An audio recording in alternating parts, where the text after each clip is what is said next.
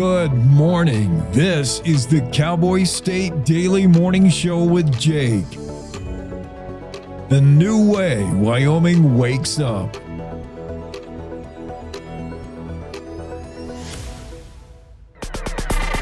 It's time to take a look at what's happening around Wyoming. From the Cowboy State Daily News Center, I'm Mac Watson. Wyoming Secretary of State Chuck Gray announced Monday that he's running for the state's lone U.S. House seat. Cowboy State Daily's Claire McFarland reports what Gray would do for Wyoming if elected to Congress. A lot of pointing to his backing of election reform, a lot of pointing to his alignment with Trump. There's references to banning crossover voting after a certain point. He said that Wyoming needs someone who's going to advance Trump's agenda, and he pointed to his longstanding emphasis on election reform in Wyoming. The Republican incumbent, U.S. Representative Harriet Hageman, told Cowboy State Daily last week that she's running for the soon-to-be-vacated seat of U.S. Senator Cynthia Lummis. December was dominated by record highs, but Yellowstone's Old Faithful plunged to minus 27 degrees on Sunday, the coldest spot in the lower 48. Cowboy State Daily's Andrew Rossi reports that those temps won't last, however, with the weather expected to rebound. It's fascinating to think that Old Faithful was the coldest place in the lower 48 on Sunday with a low temperature of minus 27 degrees. That's really cold. That's the exception to the rule that was December 2025. As we get into the final days of December, we're looking at more of the same. It is going to get unseasonably warm again, but not up into the 60s, more into the high 40s, lower 50s, which is still warm for this time of year, unseasonably warm, but not as high as we were experiencing over the Christmas holiday. And talking to Cowboy State Daily meteorologist Don Day, he said that December 2010 was very analogous to December 2025. And what happened in 2011 after that warm December, there was a transition in January where things got cooler, and then winter hit us hard going into February and March. Forecasters tell Cowboy State Daily this is destined to be one of the warmest, driest Decembers in Wyoming's history, as multiple high-temperature records were broken across Wyoming just days before. I'll be back with more news from the Cowboy State Daily News Center right after this. The weather's turning oh so frightful this time of year, but those excavation projects, they will persevere. I'm Jan Warren for One Call of Wyoming, here to remind you that no matter how big or how small your digging project is, contacting 811 2 full business days before you begin is required by state law. So stay safe unwrapping presents, not utility lines. From all of us at One Call of Wyoming, happy holidays. Cowboy State Daily News continues now. The Industrial Sitting Division said Monday during a hearing on the Chugwater Wind and Solar Project that a critic filed fraudulent documents to contest it. Cowboy State Daily's Claire McFarland reports that the critic, a news editor in southeast Wyoming, says it's the agency that violated the law. A wind critic in southeast Wyoming filed 3 fraudulent documents with it that when it was trying to confirm the authenticity of these documents, their 2 purported authors said, no, we didn't make these. The person who offered those documents to the division is Marie Hamilton. She's a resident of southeast Wyoming, also the editor of a news publication in that corner of the state. And when I interviewed her, she was like, these had information about my son in them, and it was wrong of the division to discuss them in public like they did today during this controversy. The proposed build by Next Era Energy Resources is a 300 megawatt wind energy, 150 megawatt solar, and 150 megawatt battery storage system, slated for a Platte County parcel east of Chugwater and Interstate 25. Governor Gordon announced on Monday that years of sexual and physical abuse of multiple adopted children in Casper should be enough for a federal agency to rescind a Wyoming couple's National Adoption Excellence Award. Cowboy State Daily's Greg Johnson reports that Sharon Castle wrote the governor to intercede and petition the administration for children and families to pull back the 2013 award given to Stephen and Kristen Marler. This woman who was familiar with this case, her niece was one of the main investigators on it, so she was very aware of it. And she just couldn't let it go. She just couldn't get it out of her mind that this guy who was convicted of these crimes is still on this list as being one of the best foster parents in the nation, that it just was counterintuitive to that. And so she thought, how can we get that taken off? So she wrote a letter to Governor Gordon Stephen Marler was sentenced in August to 128 to 178 years in prison for sexually and physically abusing 2 adopted daughters as well as physical abuse of 4 other children in the couple's care. And that's today's news. Get your free digital subscription to Wyoming's only statewide newspaper by hitting that daily newsletter button at cowboystatedaily.com. I'm Mac Watson for Cowboy State Daily.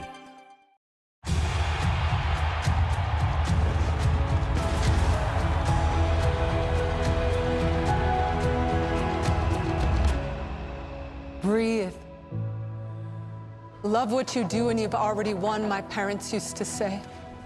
My parents whose smiles were my first finish line, who championed respect, whose resilience built mine. Even more than I wanted a gold medal, I wanted a heart of gold, like the mentors who were my balance beams refusing to let me down, and the coaches who spoke out to anything out of bounds. Heroes who never stood on podiums, but stood up for me. Every shot I made, give the assist to those who since my youth were referees, ready to blow the whistle and end abuse.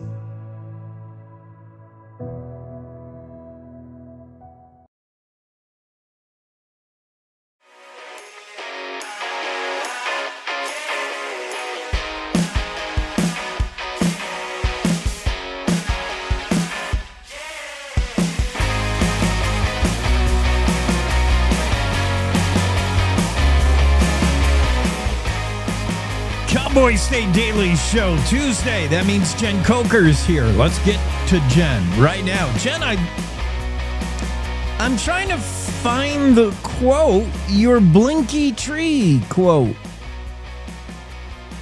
I swear. By Strobe? Strobe. I'm looking up blinky. Your Strobe tree. I took it down yesterday. You did? Yeah, Still, it was time. I don't have Strobe tree. I hope my Strobe tree doesn't kill anybody.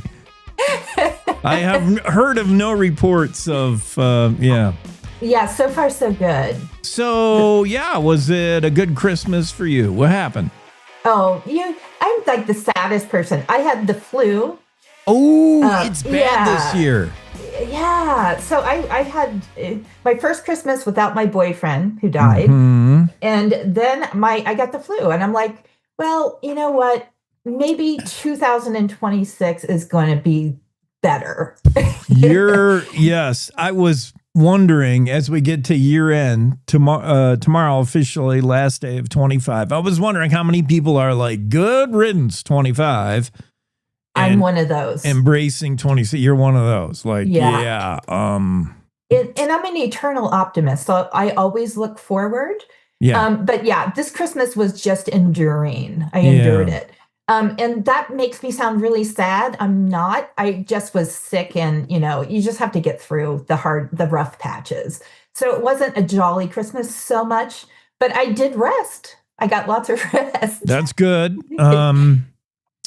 Yeah, I feel you. You're someone who acknowledges the reality, but it doesn't get you down. I see it. You're not going to sugarcoat it. You're not going to say, oh, yeah, great Christmas, move on. No, you'll be like, here's what happened. Yeah, I'm pathologically incapable of just saying I'm fine. Yeah. Like if that question, how are you today? It depends on the day. And maybe it's going to be a 30-minute answer. Yeah, that's okay. And I just can't do fine. So you're sure it's the flu? No. You just... I mean, this is self-diagnosed. I didn't go to the doctor, which I guess is the only way you would know for sure. Yeah, but who needs that? Because you don't want to spread that around, and whatever you got, it could be worse waiting in the doctor's office. I hate going to the doctor. I mean... too. It's either like it's the crud, it's a cold, it's a flu, whatever it is. Yeah. I mean, that's pretty standard. It's December, January. Yeah. I was sick and I was very tired. So I still have a sore throat and all of that stuff, but I did get to rest, and poor Greg I didn't get my story in as planned, and poor Greg had to deal with that. Yeah. But I just couldn't do it. Yeah. It's, I know there's certain tasks you can do when you're under the influence and some things you can't. Writing takes a lot out of it. It takes a lot of this kind of energy that you need to also fight off a flu or a cold or whatever. Like you can't go there with your brain. No. And this story is a lot of like a very storytelling based story. And it's based on a podcast. So I have to kind of go through, transcribe the podcast, retell the stories. You know what I mean? It's a heavy lift. Yeah. And what is it? Have you talked about this? I talked about it last time. It's the coolest thing. It's two former Yellowstone law enforcement park rangers, females, Tara Ross and Nancy Martins, I believe you say that. And they started a podcast 2 years ago about some of the crimes that happen in Yellowstone. And what's so cool about it is it's their firsthand experience. And you never get that out of Yellowstone because they don't talk at Yellowstone. Yeah. Their press people do not tell you anything. So it's so fascinating to hear it from the ranger's point of view. Yeah.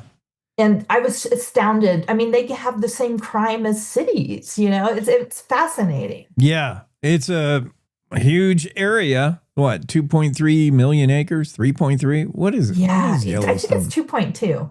2.2. Yeah, it's huge, right? It's like it's a county. It's bigger than most counties. Yeah. In the U.S. It's enormous. And so they have, it might be 2 hours response time, which is crazy. It's like in one of the Wyoming counties, I guess you're dealing with the same challenges, but these women are very cool and very fun. So anyway, I want to do justice to their stories. So I just couldn't do it. Yeah. You got to do, that's a one you got to cook up right. You got to pull it out of the oven when it's ready. Yeah. Oh, that'll be fun. Yeah. You're the same kind of writer. Yeah. I can't turn in because you got to be, you know what?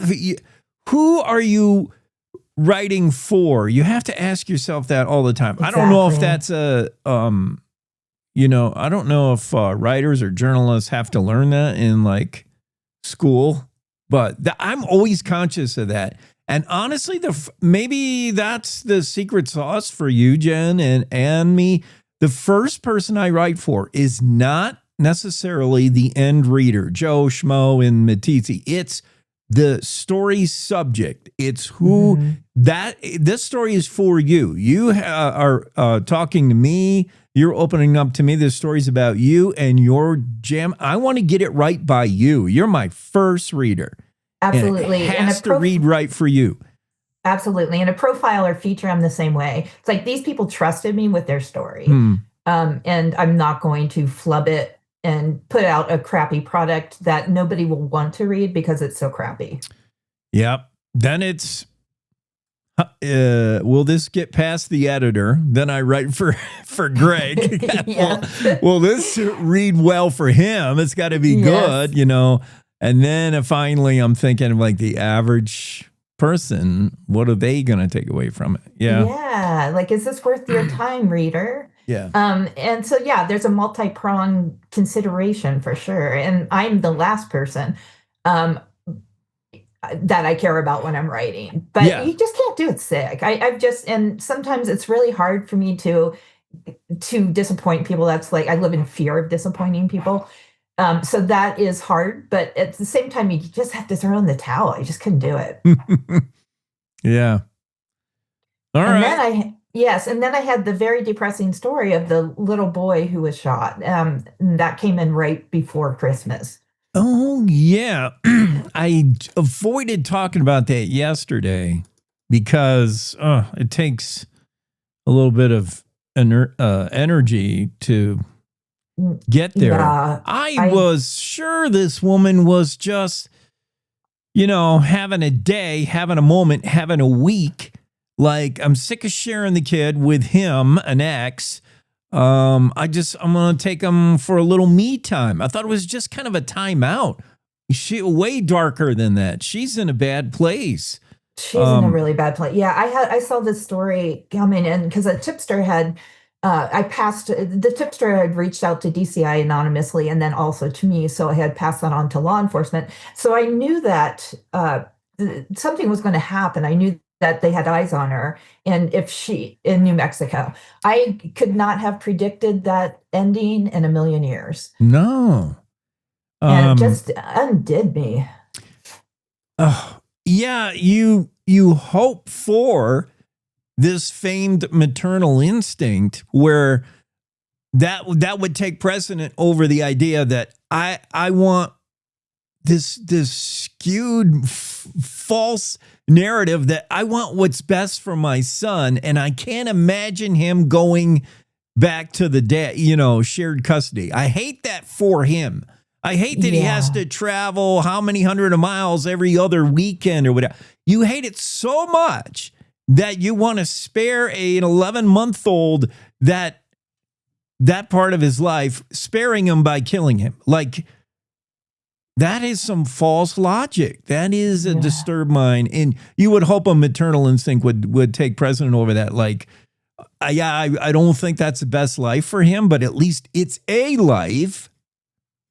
And the mom just did not get there. No, she certainly didn't. And I know that the Nebraska was a bone of contention when they had been dating also, because she wanted him to move with her to Wyoming. Oh, yeah. However, he's a legacy rancher. His business, he's got 2 ranch related businesses. He's very grounded in Kilgore, Nebraska, where where she lived briefly with him on his ranch. Madeline Daly, yes, who we're talking about, the 35-year-old, finally was. So, I mean, could this have gone down any better? Gosh, I hate that. I hate to even guess, because I certainly wasn't on site in New Mexico. But there was a lot of heartbreak afterwards. I mean, the tipster felt awful. Well, yeah, and I don't. Yeah, nobody's blaming the tipster, right? No. That's silly. I mean, we got to find. I'm just thinking about, can law enforcement wait until she's, headed out to the car with the baby, otherwise, but you have no idea she's going to do this in the end. No idea. Absolutely not. And I think too, I mean, she was carrying that handgun in her son's diaper bag. So it's just hard to say, I mean, you look at, she ran into an RV, and it was not her RV. It belonged to somebody, and that woman kind of sheltered her and covered, wouldn't let the police in to get her. So there was a lot of moving parts on this one. And I think ultimately, she pulled the trigger, obviously. And looking back, this just was not going to end well. And the husband had that, I keep calling him the husband, the father of the child, Jake, had that sense also. And I did speak to him yesterday to check in on him and to see how he's doing. Of course, he's not doing well. But he had this sinking feeling that this is how it would end. Yeah. This was not her first armed standoff, unfortunately. She also had one in Nebraska. And where she kind of the boy wasn't born yet, is my understanding. But yeah, he's definitely not born yet. And I think she was pregnant, but they got in a fight, and she had an armed standoff and threatened to kill herself. So she did have a history of this.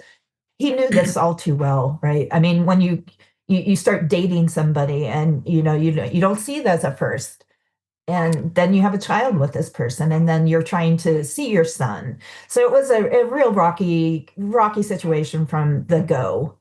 Yeah, we're talking about Jen Coker's story. Go back and read it. Mom says she doesn't know why she shot the 11th-month-old and was too slow to turn the gun on herself. That was the resolution of a story Jen was following with mom had absconded with the kid and found in New Mexico. And wish it could have had a more positive resolution, and never going to fault law enforcement. But I hope the father adequately expressed his fears like what Madeline, the mom, was capable of. Here's what she's already done.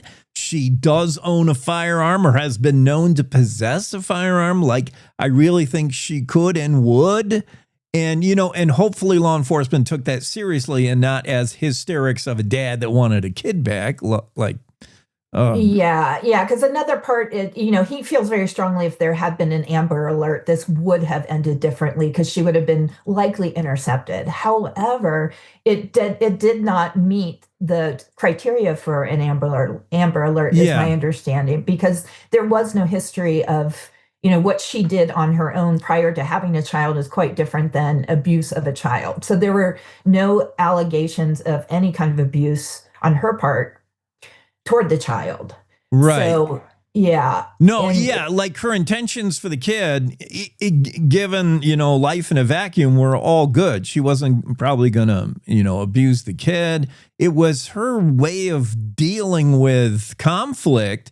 And she goes right to escalation. She goes right to 100, You and I, we work it out. We argue. If we feel our voice isn't being heard, we might yell and throw things. She goes right to firearm. I'm going to kill myself. I'm going to shoot someone. Like the escalation. And that's why you can't have that end result be an escalation. It can't be law enforcement, lights outside and banging on a door. It has to be like, oh, she's on her way to Walmart. Let's just low key grab the kid and say, this is over, Madeline.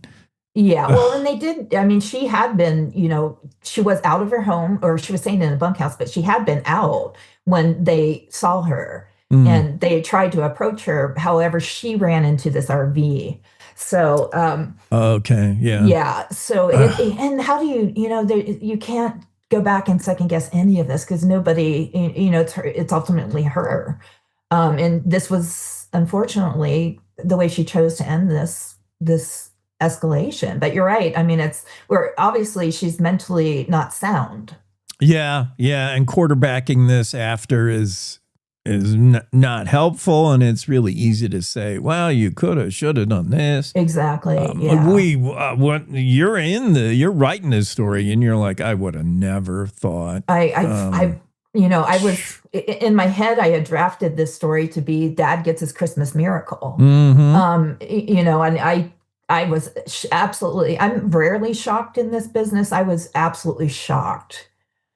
Yeah. Jake Stoner's the dad in Kilgore, Nebraska, and Madeline Daly in custody in New Mexico. She's going to be, I imagine, shipped back to Wyoming to face. No, she'll stay there. The charges, she's being charged by New Mexico. The question now is whether or not it will be federally charged instead. And that's my understanding. That's still in discussion. I know that yesterday Jake had talked to the New Mexico DA in Grant County, and they were still he hasn't been interviewed by the FBI yet. So they're trying to figure out, and the federal would come in, of course, because she crossed state lines. And don't forget, she still has a felony kidnapping charge also, or interference, to face in Wyoming. So I don't know how this will play out. It's still very much being adjudicated. Yeah, complicated legal stuff. None of it brings back Basil, and it's all sad from here. Oh, yeah, very sad. Yeah. But anyway, boy, I was cheery this morning, Jake. Do you want to have me on again? Oops. Sorry about that, Jen. You're 2 days from getting rid of this 2025. In fact, wait, are you going to be with me Thursday? I will be with you Thursday, but not next week. Okay. I am beginning my New Year with a trip to Florida. Oh, man. See, 26 already looking up. Yep. First thing in the new year, we're going to chat New Year's Day, and I'm going to make sure you're on the right track as best I can from here through a screen. And then off to Florida. Yeah. Do you need someone to carry the bags? That would be great. Okay. I'm starting off with an aviation conference, which is random, but for my DB Cooper coverage. I was invited. What are you going to learn there? What it's like to jump out of a plane with a bag of cash? Where would the 20s float to? Yeah, I'm just like I'm puzzled at my invitation, but I will not turn it down. Yeah, but it's aviation safety, so I will learn about aviation safety and hang out with pilots, and then go visit family from there. All right, sounds good. I like it. Yeah. Jen, you have a great Tuesday. Sorry to wreck your Strobe tree. Now I got to write that down again. I don't know why I erased it. Okay. Yeah, we'll see you Thursday. Okay, sounds good. Bye-bye. Cool. That's Jen Coker, Cowboy State Daily. Her story back on December 26th, day after Christmas, certainly a holiday downer, but news doesn't always work out the way we want it to as journalists. It just works out. Mom says she doesn't know why she shot 11-month-old, was too slow to then kill herself. Tragic ending to the story. Greg Johnson is bylined on the story that was Jen Coker's kind of beat all along. Jen's also cooking up a story about ex-Yellowstone Rangers and what it's like to patrol Yellowstone. It's gigantic. It's as big as most counties, bigger than most counties and states. Wyoming has huge counties compared to other states. Like Texas, as big as it is, has like 235 counties or something. Wyoming has 23. Anyway, Yellowstone's a huge area to keep law and order in. And I can't wait to hear from 2 park rangers that did just that for years. That'll be very interesting. We got to get a break. Coming up later soon, we're going to talk railroads after this. Hey, Wyoming, ready for news that actually feels like Wyoming? Tune into Cowboy State Daily Radio with heart, humor, and a little Western kick. From ranch roads to mountain peaks, if it's happening here, you'll hear it here. No fluff, no filter, just the real deal. Real voices, real stories, real Wyoming. If it's happening here, you'll hear it here. Cowboy State Daily Radio, Wyoming's news, just the real deal. 100% homegrown. This is the Cowboy State Daily Radio Network.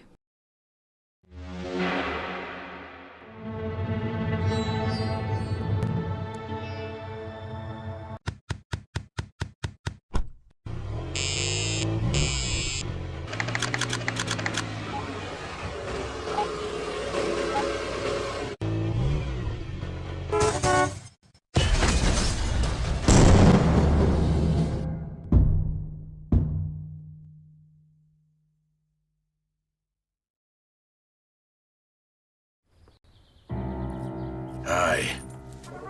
I'm your retirement fear. But don't be scared. You're still in pre-retirement. Does that mean I have more time to plan? Precisely.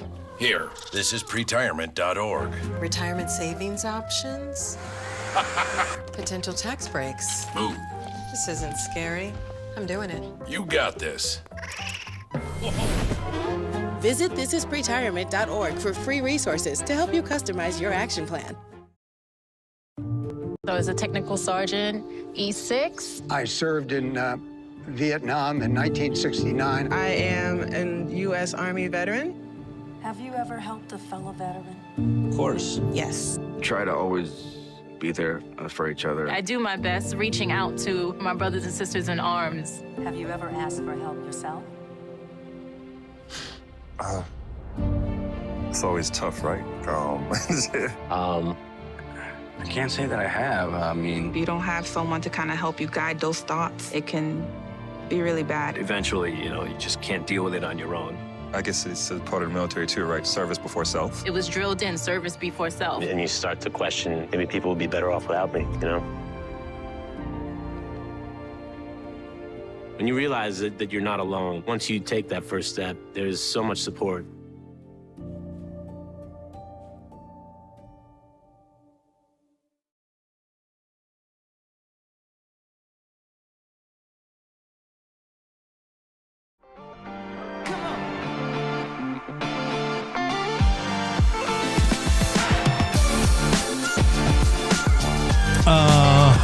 Back at it on a Tuesday.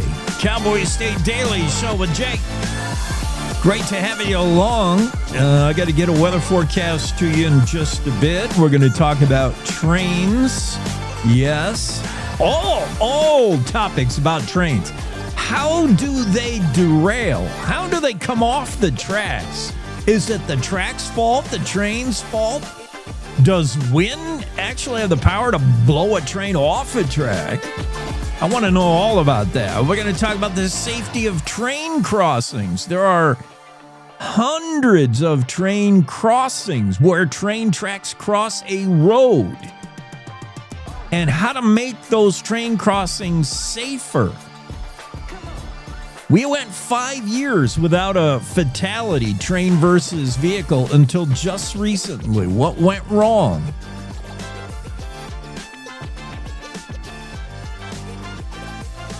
All kinds of things about trains I want to talk about, and we got the perfect guy on the show to do it. Stan Blake is a railroad conductor, so that'll be perfect. Wyoming has almost 400 public railroad crossings, according to YDOT, where rails cross the road. And trains and vehicles collide more than you might think. Golly, Texas had, last year in 2024, I come up with these random facts. I don't know where I get the. Texas had 283 collisions last year alone. Trains running into vehicles. That led the nation, by the way. And then I do want to talk about long-range plans to make railroad great again. Passenger service. Last time we saw a passenger train in Wyoming, I think it was Cheyenne, 1997. Haven't hauled passengers in Wyoming since.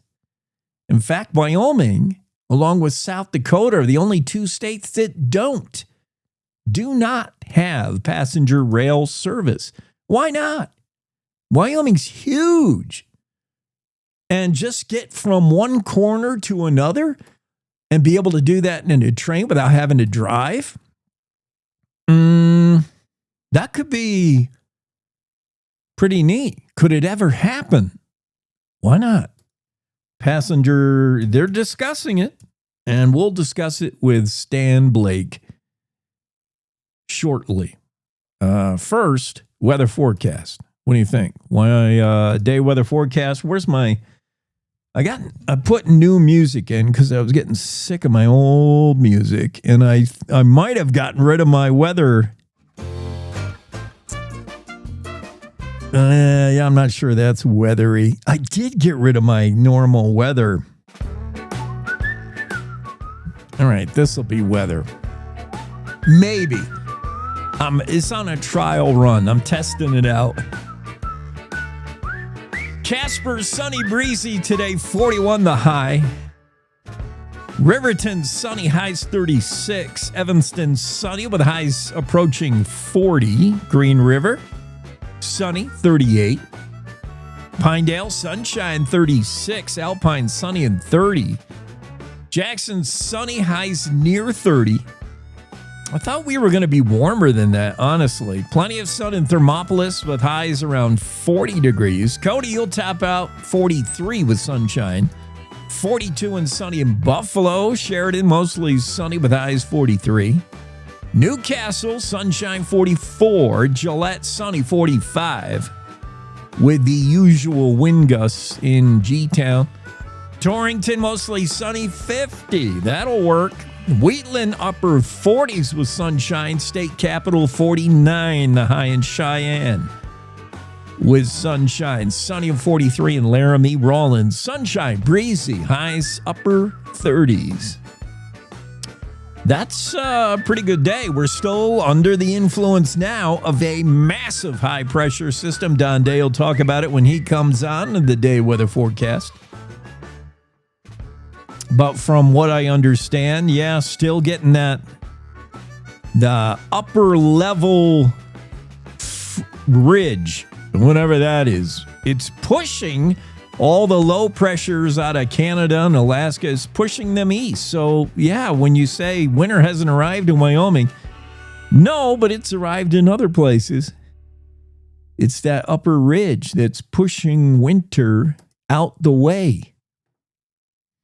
Super interesting what weather is going on. When Don's actually, I mean, he's got to be really afraid to leave the computer models, afraid to leave the weather forecasting laboratory, because it's been challenging, I imagine, for a meteorologist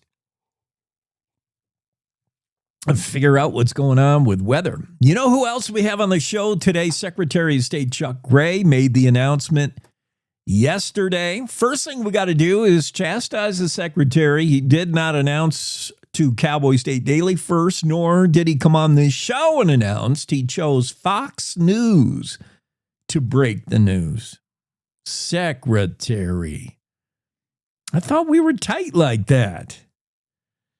Maybe not.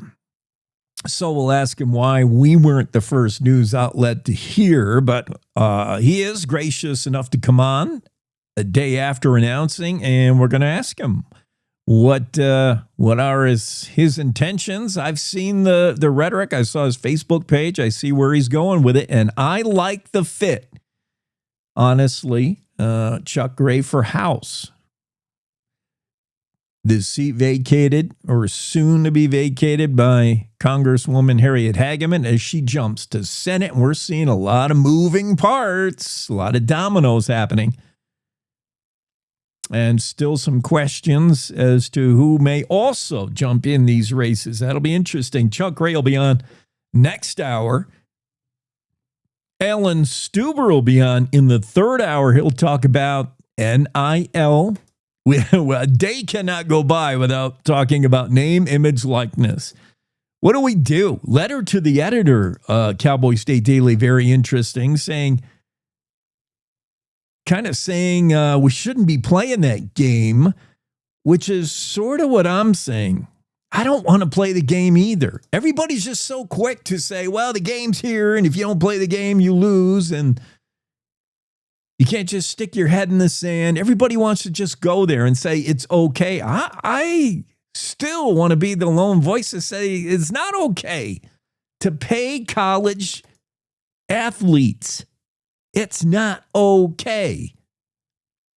It's ruining the game. And I don't think Wyoming should take part in it. I don't think Wyoming, UW should acknowledge, well, that's the landscape now. You got to pay to play. If you're not in it, you're losing. If you're not in it, you're out of it. Whatever sayings I'm trying to come up with, but I'm not ready to go there to make that leap that it is a reality, NIL. I think we can run this back. I still want to run it back. It has some huge inherent problems paying college athletes. When, again, I mean, the biggest is these athletes, from what I understand, are not obliged or under contract to stay where they are. They simply take your money. If you're an average quarterback, not average, if you're above average quarterback from a highly touted or scouted high school football program, you're already calling your shots. You already know I'm going to this D1 school because they're paying me $1 million. But from what I gather, there's no contract signed. This isn't like professional sport like the NFL where so-and-so is signed to a 3-year contract and we're going to pay you this much in year 1, this much in year 2, this much in year 3. It's just, oh, here's your bag of money. Thanks for coming to Alabama. And then when you have a bad season or you don't like your wide receivers, they suck, and your coach calls too many running plays, you can leave. I'm out of here. Let me go get another $1 million from Florida State. And then you don't like something there, and Yeah, you want to play that game, Wyoming? I want to be the school that says, we're not going to get into this nonsense. It's a food fight. We're above that. I don't know. So there's an interesting letter to the editor regarding throwing money, good money after bad when it comes to NIL. But we will have a guest on who's got an interesting idea. Alan Stuber is going to be on. He's a detective with Gillette PD. Big, long-time UW Pokes fan. And he's going to pop on. He's thinking about a tax specifically designed to raise money for NIL for UW. A bed tax, lodging tax. Interesting. We're going to have Brad Wolf on. He's owner of Wolf Automotive in Jackson, Wolf Auto Group. And we're going to talk about buying, selling new and pre-owned vehicles. Some things you should be on the lookout for. We're going to try to help you, the buyer, the shopper. And Brad's going to pop on with some pretty good advice. You're talking about an auto dealership with a 4.8 Google positive rating. That's almost impossible, right? I mean, we all love to say something bad about a dealership, like that used car salesman. 4.8 rating, 136 reviews. That is tough in any business to have that much success, that much positive feedback. Yet that's what they have at Wolf Auto Group. We'll have Brad on later. Let's get to Stan Blake next, talking railroad. Every morning, America wakes up to reheated outrage and copy-paste commentary. Yeah, I don't follow talking points. I follow common sense. If that hits a nerve, good. It means you're still alive. No spin, no fluff, no kumbaya. Just Jake. Serving up truth, sarcasm, and grit. Stirred by hand and seasoned with reality. I don't yell, I don't pander. I just call it like I see it, and trust me, there's plenty to call. From the Capitol to the county fair, if it's worth talking about in Wyoming, Jake's already on it. No permission needed, no script required. The West was built by people who spoke their minds and stood their ground. I'm just making sure we don't forget how. The Jake Show. Weekdays on CowboyStateDaily.com and wherever bold voices still have a mic. No apologies, no filter, no bull. You're listening to the Cowboy State Daily Radio Network. Emma, did you hear? Todd's in the hospital. Who's Todd? He got a collapsed lung from vaping. He thought it was cool. Not cool. Promise you won't vape, Emma. It can lead to a lifelong addiction, and we can't be friends if your lungs collapse. Bogus. Wacky sitcom teens aren't the best people to talk to your kid about vaping. Hey, you got a minute? You are. Start the conversation with your child about vaping today.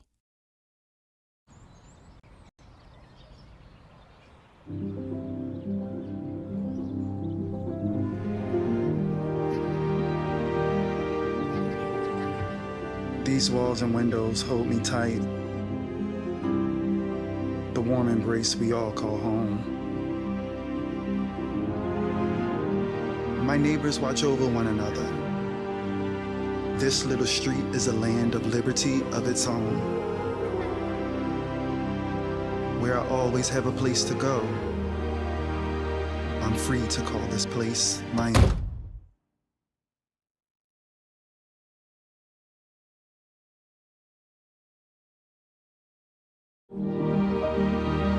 We all deserve a place to call home. That's an American dream.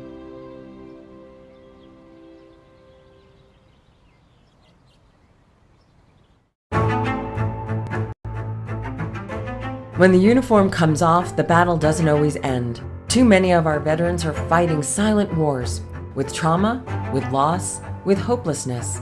Downrange Warriors stands in that gap, offering peer support, purpose, and a brotherhood that saves lives. You can help. Visit downrangewarriors.org, because no warrior should ever walk alone. Hope is waiting. Be the reason they find it.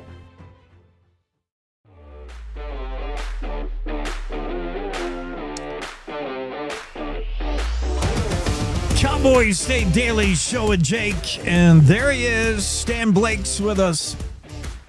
Stan's a railroad conductor with the UP. I know in Michigan you think you know what UP is, but no, you're wrong. It's Union Pacific. Come on, get with it. Yeah, not Upper Peninsula. Stan was born in Canyon City, one of my favorite smaller cities, although I haven't been there in a while. It's probably blown up. But I can guess your love of trains began there. The Royal Gorge, that train route. Oh yeah, it's beautiful down there. And I was born there because I wanted to be close to my mother, but we only lived there for a couple of years, and then my dad. Uh-oh, Stan, you froze up. Internet technology. Stan, maybe you're I think Stan Blake is in, I want to say he's in Green River. Oh, he's back in a new Zoom room. Well, that's different. Let's see how this works. I don't know what happened there. I don't know either. And hold on, I'm going to have to kick you out of the original. I don't know who the original you is now. Yeah, how's you're in Green River now, right? And yeah, he's gone again.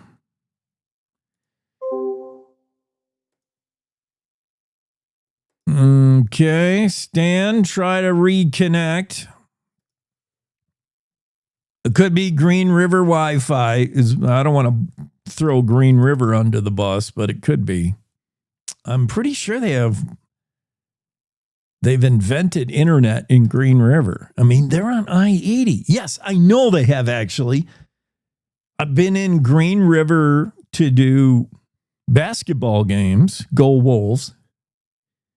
And Green River has robust Wi-Fi, like insane numbers. I did a speed test once, and I was so jealous when I saw the results. Yeah, it could be just something particular with Stan's router. Router is what we all have to blame, right? It's got to be the router. Stan is on to talk trains and all things trains, including there's one recent derailment in the southeast part of the state, down around the Cheyenne area. Big derailment, a whole bunch of cars tumped over. And then not that much longer ago, there was a derailment in another part of the state, believed to have been wind related. So, I mean, the first thing I want to ask Stan is, can wind blow cars right off the track? There's Stan. Let's try it again. Stan, my first question, I want to talk about a lot of things concerning trains, is the recent derailments, one in the Cheyenne area. There was one before that, I want to say around Lusk, but I can't remember. Can wind blow a train over like it does trucks? Oh, most definitely, especially the one that happened north of Cheyenne there. Yeah, those double stack intermodals. Yeah, they catch the wind like a sail, huh? Yeah, just like having holding a billboard or a sheet of plywood up in a windstorm or something. Yeah, it's crazy. Okay. So that shows you how much I don't know about trains. I thought there's some kind of connection with the rails. They just sit on the rail. They don't necessarily grip a rail. No, the wheels, so the gauge of the railroad and the wheels are exactly the same. So the wheels just roll just like the tires on your truck. Yeah. And yeah. So, all right. Now I see why it is possible. I mean, I hate it for Union Pacific, but I do love it at bragging point for Wyoming's win when we can blow trains over. That seems pretty significant. That's a lot of wind, man. Is that something like you're aware of as a railroad conductor? UP knows, yeah, in high wind events, it could blow a train over. Oh, yeah. You know, there's special instructions and they have high wind warnings. The dispatcher, they have wayside detectors that pick up some wind, tell you how fast it's blowing, and they watch the weather reports. So the dispatcher would contact the crew and say, hey, we got a high wind warning. You need to shut her down or slow down. But the pictures that I saw up there, it looked like that train was in a siding because I could see two main lines. So that line is called the Front Range Subdivision. Yeah. The Burlington Northern, and it runs from Denver all the way to Orrin Junction, which is south of Douglas a little bit. So, and the fastest you can go on that is 49 miles an hour. It's a class 4 track, where as the main line through the UP and other places on the BNSF, that's class 1, and you can run up to 79 miles an hour probably. Interesting. I did want to ask you that. What is the current state of the infrastructure rail? Because we're hearing murmurings of bringing back passenger service. It sounds like a great idea. In Wyoming, I only know Union Pacific and BNSF as the two rail lines, and BNSF for the most part kind of running north and south. UP is going east and west. And right. Do we have a rails? Would we have to completely remake rails, or is the infrastructure there? We would just have to bolster a little bit so we could go kind of fast. The infrastructure's there, Yeah. especially on the UP line, because Cheyenne to Evanston, and then it branches at Granger and goes up through Kemmer and all the way up to Portland and Seattle. But yeah, the infrastructure's there. The railroads is not too happy about wanting to run a passenger train because they want to move freight, not necessarily passengers.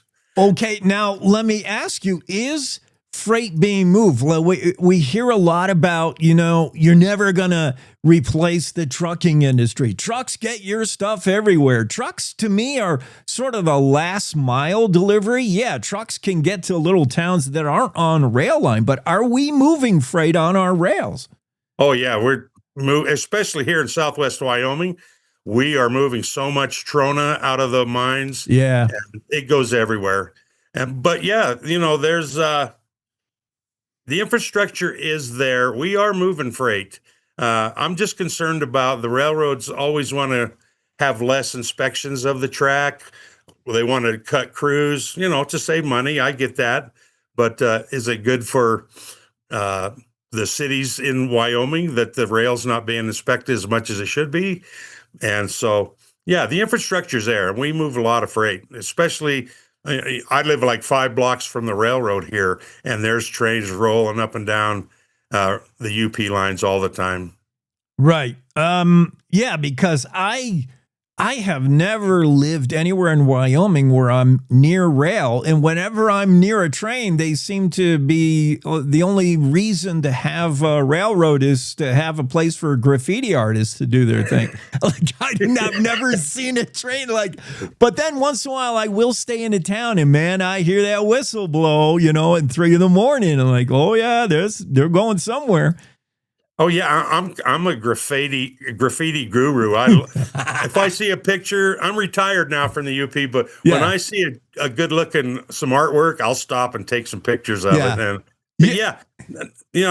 there's a lot of things that the railroad could do to improve things. But that might be a story for another day, or maybe not. But like blocked crossings, I know in Cheyenne that out by Westland Road.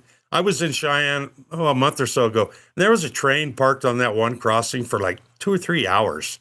And sometimes the train crew has if the train separates and goes into emergency, the blocking could be blocked for a while before they get it cleared up. But yeah, blocked crossings are a real thing for a lot of people, I'm sure. Yeah, we're talking to Stan Blake, longtime railroad conductor with the UP, also longtime state House rep from 2007 to 2021. So he's been lawmaker and train way maker.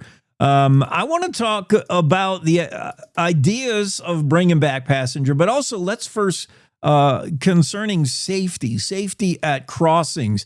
YDOT says Wyoming has about 391 public railroad crossings. We want to make them safe. They've been safe for the most part. We had the first fatality in like 5 years just recently. I cannot imagine a scenario where a vehicle is hit by a train. It seems like, you got the crossing. Most of them have the arms come down. Are people trying to beat the train, or what is going on? And can we make these crossings any safer? Oh, most definitely. There's a lot of crossings that don't have the crossing guards, that don't have the lights, especially out in rural areas where it's a seldom used crossing. And I don't know the particulars of that crash, but there's a lot of things that could be improved at railroad crossings, that's for sure. Maybe some more arms, some more lights, stop signs, just make people aware. And a lot of times you'll have a semi try to cross over a thing and they get high centered. And that's usually what happens on a crash like that. They'll either try to go around the gate, or they get high centered, or they miss the crossing. And once you're on the tracks, you need to clear out, make sure. But at every crossing, there's a little blue sign that you can call the dispatcher immediately and say, hey, you need to stop your trains. So always remember, there's a little blue sign by every crossing that you should be able to call. Interesting. And as we've seen from the motion picture industry, Murphy's Law says your vehicle, if it's going to stall out, it will stall out right on the train tracks. Yeah, of course it will. Of course it will. I mean, you'll run out of gas right there. Right there. That's interesting. So give me an idea what goes on when you call that number, the blue. Does a phone ring in the conductor's room, or does it? What's the communication relay? How fast can you tell that conductor shut it down? It's pretty fast. They're supposed to answer that. So in the Union Pacific's case, it would go to dispatchers in Omaha, and they would contact the train immediately.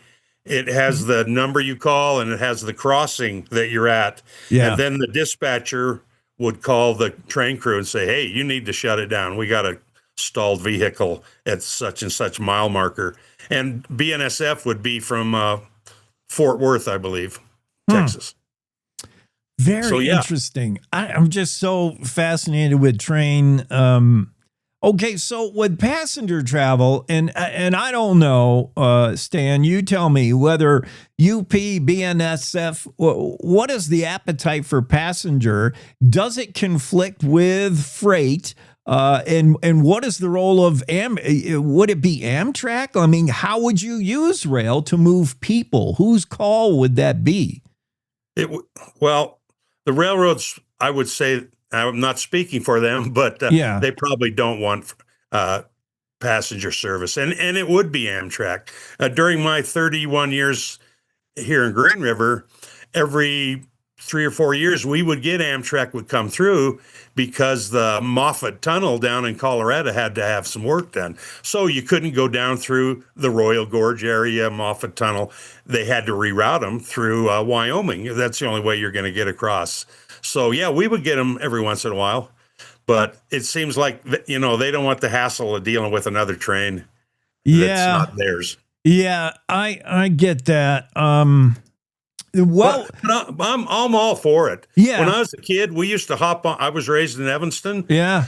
We would hop on a train in Evanston, and we would go to Denver, swap trains, and go to Hayes, Kansas. That's when I think my sister was 17 and I was like 11. Yeah. And we went by ourselves. It was fantastic. The best thing you ever think. And the porters and everyone just took care of us like crazy. I loved it. I wish they would come back.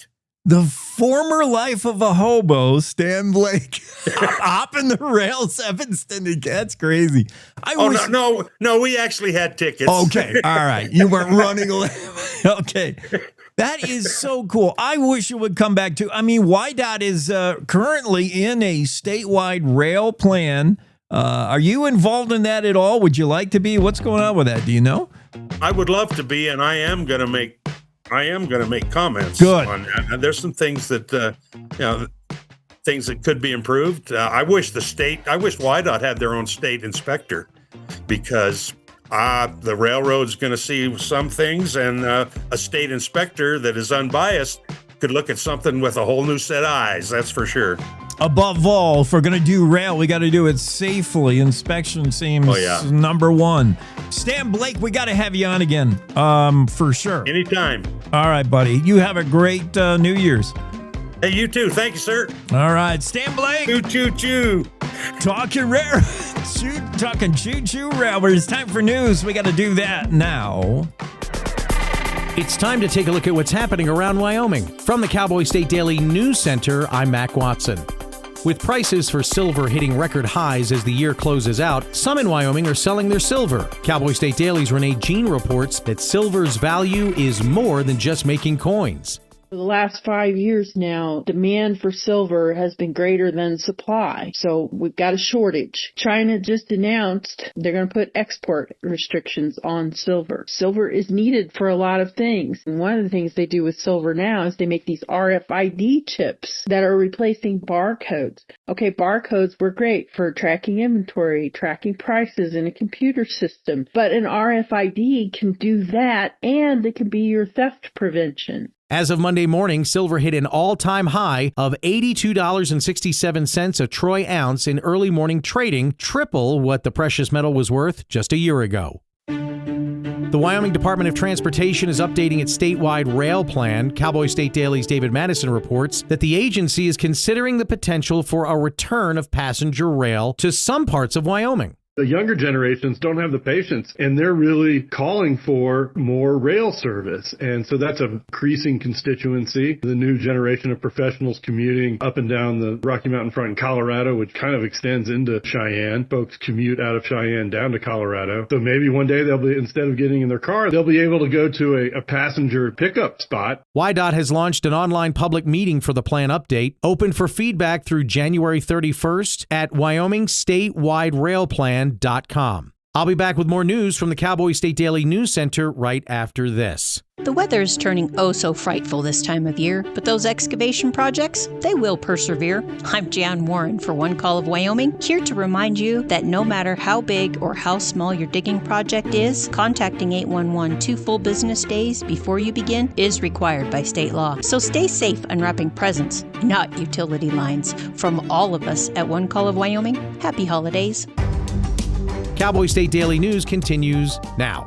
A former inmate at Wyoming's boot camp for youthful offenders is suing the State Department of Corrections as well as agency officials. Cowboy State Daily's Scott Schwebke reports that Logan Gosselin is claiming excessive exercise forced on inmates caused him to suffer permanent organ damage. He arrived sometime after October 2023 and underwent an initial intake process. And the problem was that, according to the lawsuit, he was screened by 2 peer inmates, not by medical staff. They put him in a serious exercise regimen, lasted like 3 hours. He collapsed 4 times on that first exercise. And then after that, hours later, he was made to do another 3 hours. And this continued on. And he was complaining of blood in his urine, and he couldn't walk. He had muscle problems. Yet they continued to push him, and eventually they did a urinalysis and it found out that his kidneys and liver were failing. So he had to go to ICU at the medical center in Casper and had to go under dialysis for 20 days. In the recent lawsuit filed in the U.S. District Court in Cheyenne, the 23-year-old Gosselin of Colorado is accusing Wyoming Department of Corrections Director Daniel Shannon, former Wyoming State Penitentiary Warden Nicole Molden, and several prison employees and medical professionals of negligence and violating constitutional protections against cruel and unusual punishment. The lawsuit seeks unspecified damages. The Dry Gulchers gang ran their own agenda around Sheridan in the 1960s, robbing banks, hanging outlaws, and harassing tourists, all in good fun. Cowboy State Daily's Jackie Dorothy reports that these local businessmen were part of a posse that would stage fake Wild West adventures for visitors. The Dry Gulchers got their start in Sheridan because of the Silver Jubilee. They were celebrating the 75th anniversary of this great city, and they were just a bunch of businessmen that got together and said, how can we celebrate in style?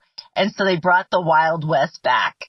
And this eventually led to them kidnapping tourists, having shootouts in the middle of the street, jailing local businessmen, their competitors, and all sorts of shenanigans that would go on for years during the 1960s. Former dry gulcher Mike Kuzara tells Cowboy State Daily that people were encouraged to go by and heckle whoever was in jail. Then their friends would have to bail them out, and the bail money went to the Sheridan Chamber of Commerce. And that's today's news. Get your free digital subscription to Wyoming's only statewide newspaper by hitting that daily newsletter button at cowboystatedaily.com. I'm Mac Watson for Cowboy State Daily. Mom, I got it. What are you doing in there? Are you a dog? I wouldn't do that. Have you seen the pliers? Where'd you find those? It's not your birthday. Sorry. Bye, Grandpa. Bye, Grandpa. Take care of yourself. What are you doing? What are you looking for?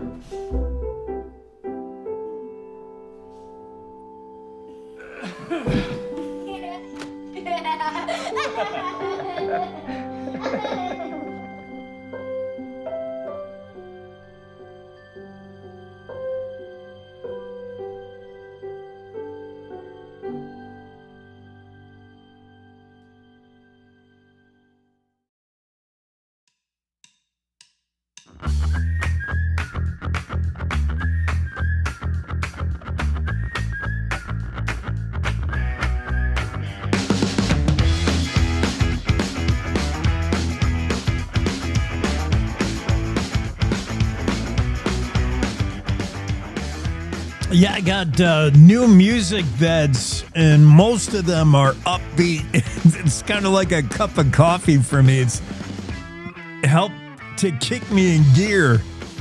I want to get to two stories before we get Don Day in here and talk weather. These two stories I found, one is like no duh story, and then another one I had an initial reaction to reading it, and then I formed a different opinion, which doesn't usually happen with me. Normally, my opinion is well formed after reading just the headline. I'm all ready to go, just like you posters out there, you trollers out there on social media. All I need is a headline, and I'm ready to comment. And then I started to read, and I did read the whole story, and I have kind of a different notion. That's regarding the former boot camp inmate who is suing the prison system, I guess, the Department of Corrections, for overworking him while he was in prison. He was on the chain gang. And he's suing, saying they worked him too hard. And my initial reaction, as you can guess, oh, wah. Dude, you're in prison. You're gonna press license plates and break big rocks into little rocks, and you're gonna like it. Don't give me any crap about how you're getting worked too hard in prison. You're the one who put yourself there. That was my initial reaction. And then, I don't know. Scott Schwebke wrote that story. I want to talk about that. First, this is the no-brainer. Duh. Governor Gordon. Easy. This is a slam dunk for a governor, right? Governor Gordon got a letter from a concerned citizen. This concerned citizen actually has a, quote, dog in the fight, kind of. But the letter is from a former Wyoming woman, concerned citizen woman, who asked the governor to get involved with the Stephen Marler case. Stephen Marler is the man that was found guilty and sentenced for physically and sexually abusing 2 adopted daughters, as well as the physical abuse of 4 other children in his care, he and his wife. Now, that's already done. That's through the court system. They came in the front door, out the back door, and Stephen Marler's looking at a lifetime in jail. 128 minimum years in prison, max 178. I'm guessing Marler is, no matter what kind of physical shape he's in, is not gonna see the final years of that sentence. He's gonna pull up short. I'm guessing he doesn't do all 178 years in the joint. I'm just guessing. But what the other aspect of this story was the fact that Stephen Marler and Cowboy State Daily was not the only news agency to continue to hammer this nail, but almost every time I saw this story in the news, whether it was Claire McFarland or Greg Johnson wrote this one, it was almost always pointed out that Marler went from the highest of highs to the lowest of lows. Highest of highs being he was a one-time recipient of an award for being the model foster dad. And he and his wife, the National Adoption Excellence Award was given to the Marlers, one of 3 issued in all the nation that year. That year was 2000, if I want to say 11, I'm doing it by memory. But back in the day, Marler and his wife were once considered exemplary foster parents. This is how you do it. This is how it should look. This is fantastic, says the National Adoption Excellence Award, which is given out by some agency.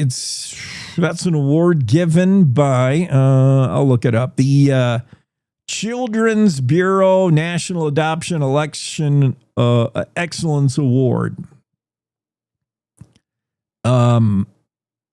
So obviously there's something wrong here when you got one guy rotting away in prison for sexually abusing his 2 adopted daughters and physically abusing them, and then physically abusing the boys in the couple's care, or the 4 other children. So 6 total.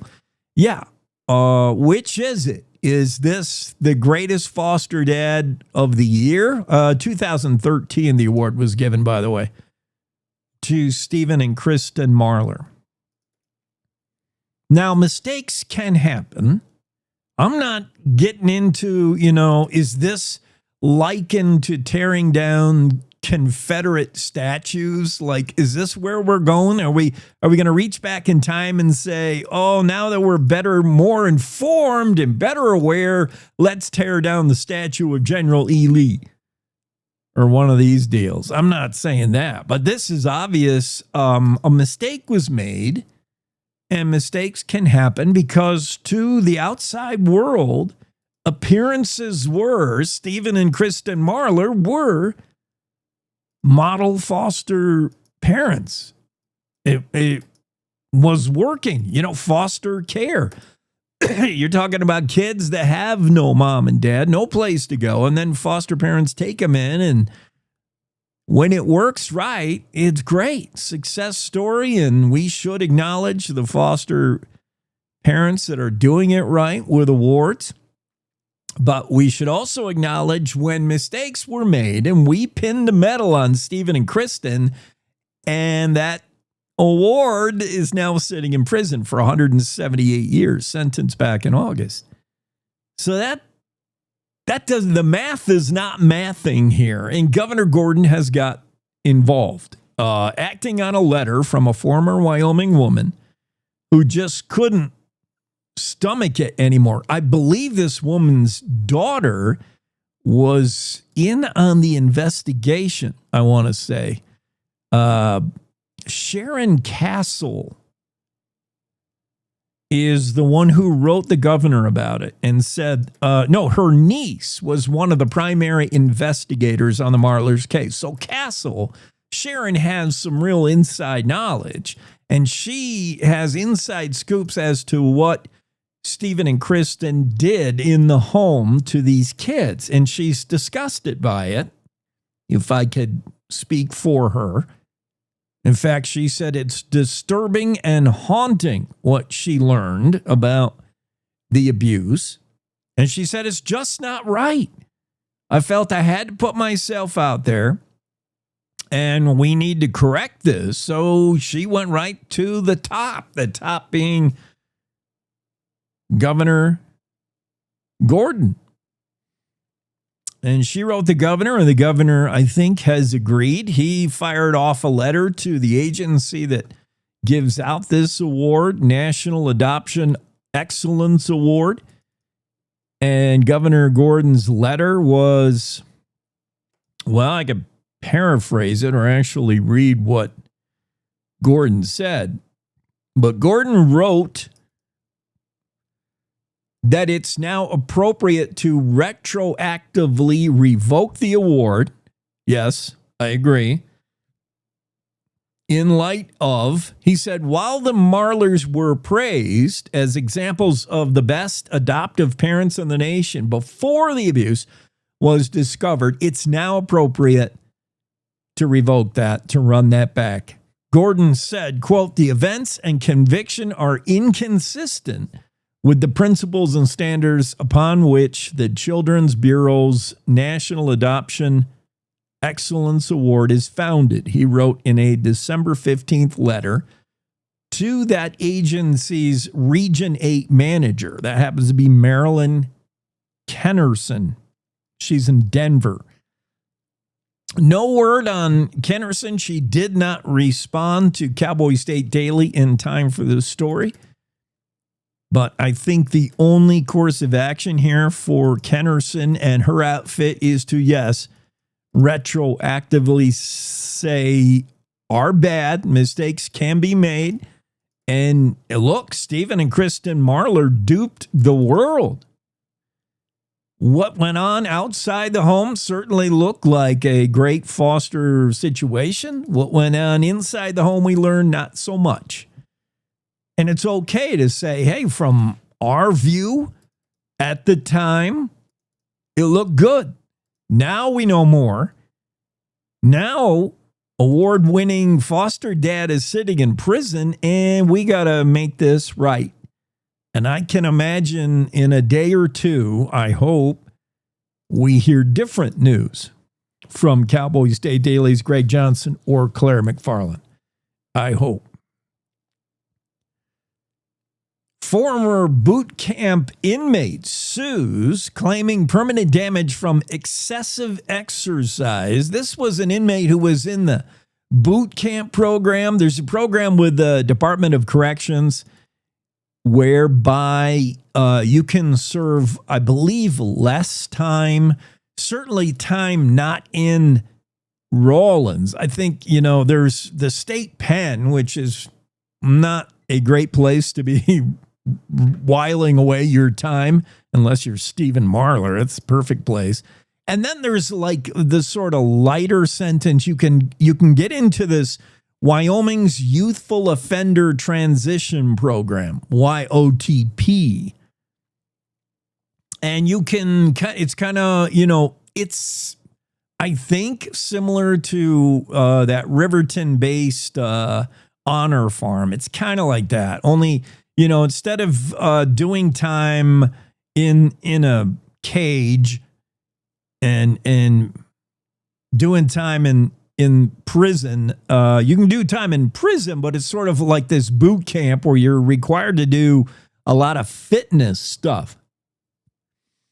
And Gosselin, this guy who's filed, Logan Gosselin, 23-year-old, filed a lawsuit recently in U.S. District Court in Cheyenne. He's accusing the Wyoming Department of Corrections Director, Daniel Shannon. He's also in the lawsuit named then warden Nicole Molden, who has now gone on to be a warden in a prison in another state, and several other lower level employees and medical professionals, accusing them of negligence and violating his constitutional protections against cruel and unusual punishment. And I gotta say, from what I'm reading and from what it sounds like, he's got a case. Logan Gosselin. Gosselin was in prison. He was being locked up for, I believe he had bad stuff on his phone. What do you call it? He was a sexual offender. I think it was from stuff on his phone, pictures, videos, whatever. Where the heck do I see where he was one count of sexual exploitation of a child for possessing child porn. Okay, possessing child porn. Not that there's any degree of bad. I mean, there's bad and there's bad. I mean, that's all there is. You're either good or you're bad. And if you're bad, you're in prison. So I don't care what it is that he's in there for. It shouldn't matter. He's incarcerated. And he was performing intense exercises, according to his lawsuit, for more than 3 hours, including stair sprints, push-ups, burpees, squats, lunges, sit-ups, and other exercise. He was doing all this without adequate rest, hydration, or medical monitoring because at this during this exercise activity, he collapsed at least 4 times, according to his lawsuit. He was peeing blood at one time and did not receive rest or adequate hydration or medical attention. Yes, I think when you have, quote, Coca-Cola color, and I don't, let's not disparage a brand name, cola colored blood, that means there's probably blood in your urine. There's probably a problem with your kidneys. And that's what he's claiming. Gosselin's saying he's got permanent kidney damage because of the excessive exercise in the prison program. And I got to say, he has a case, I think. I mean, you cannot, I'm not one to be soft on prisoners. If you opt for this physical program, this boot camp program, then you should do the boot camp program and buck up, cowboy up, man. Sorry, you got to do some push-ups in prison. Yeah, I'm all about that. But when you're peeing blood and you're passing out 4 times and you've got obvious problems and you're told by the warden, hey, get back on the line, get back there and do some more push-up. That's, yeah, that's like lawsuit stuff. Down day weather forecast coming up after JB this. Hunt now has CDLA truck driving jobs in the Cheyenne area, and they're hiring Class A drivers for a local dedicated route. Drivers can make $78,000 a year and be home every night. Plus, medical benefits after 30 days on the job, also earning paid time off on your first day, and enjoy other perks like a company-matched 401k. As a company founded by a truck driver, JB Hunt is driven for you. So head to drivejbhunt.com to see the JB Hunt difference. That's drivejbhunt.com. This is the Cowboy State Daily Radio Network.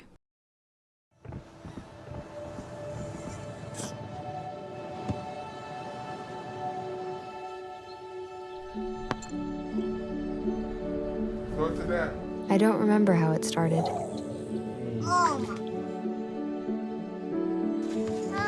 Our back and forth. Victory. Fumble. Repeat. It always came back.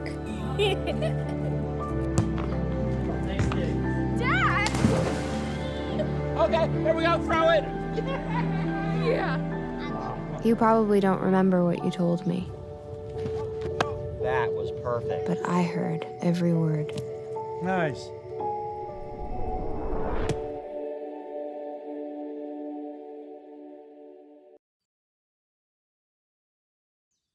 Jason, let's go see your room.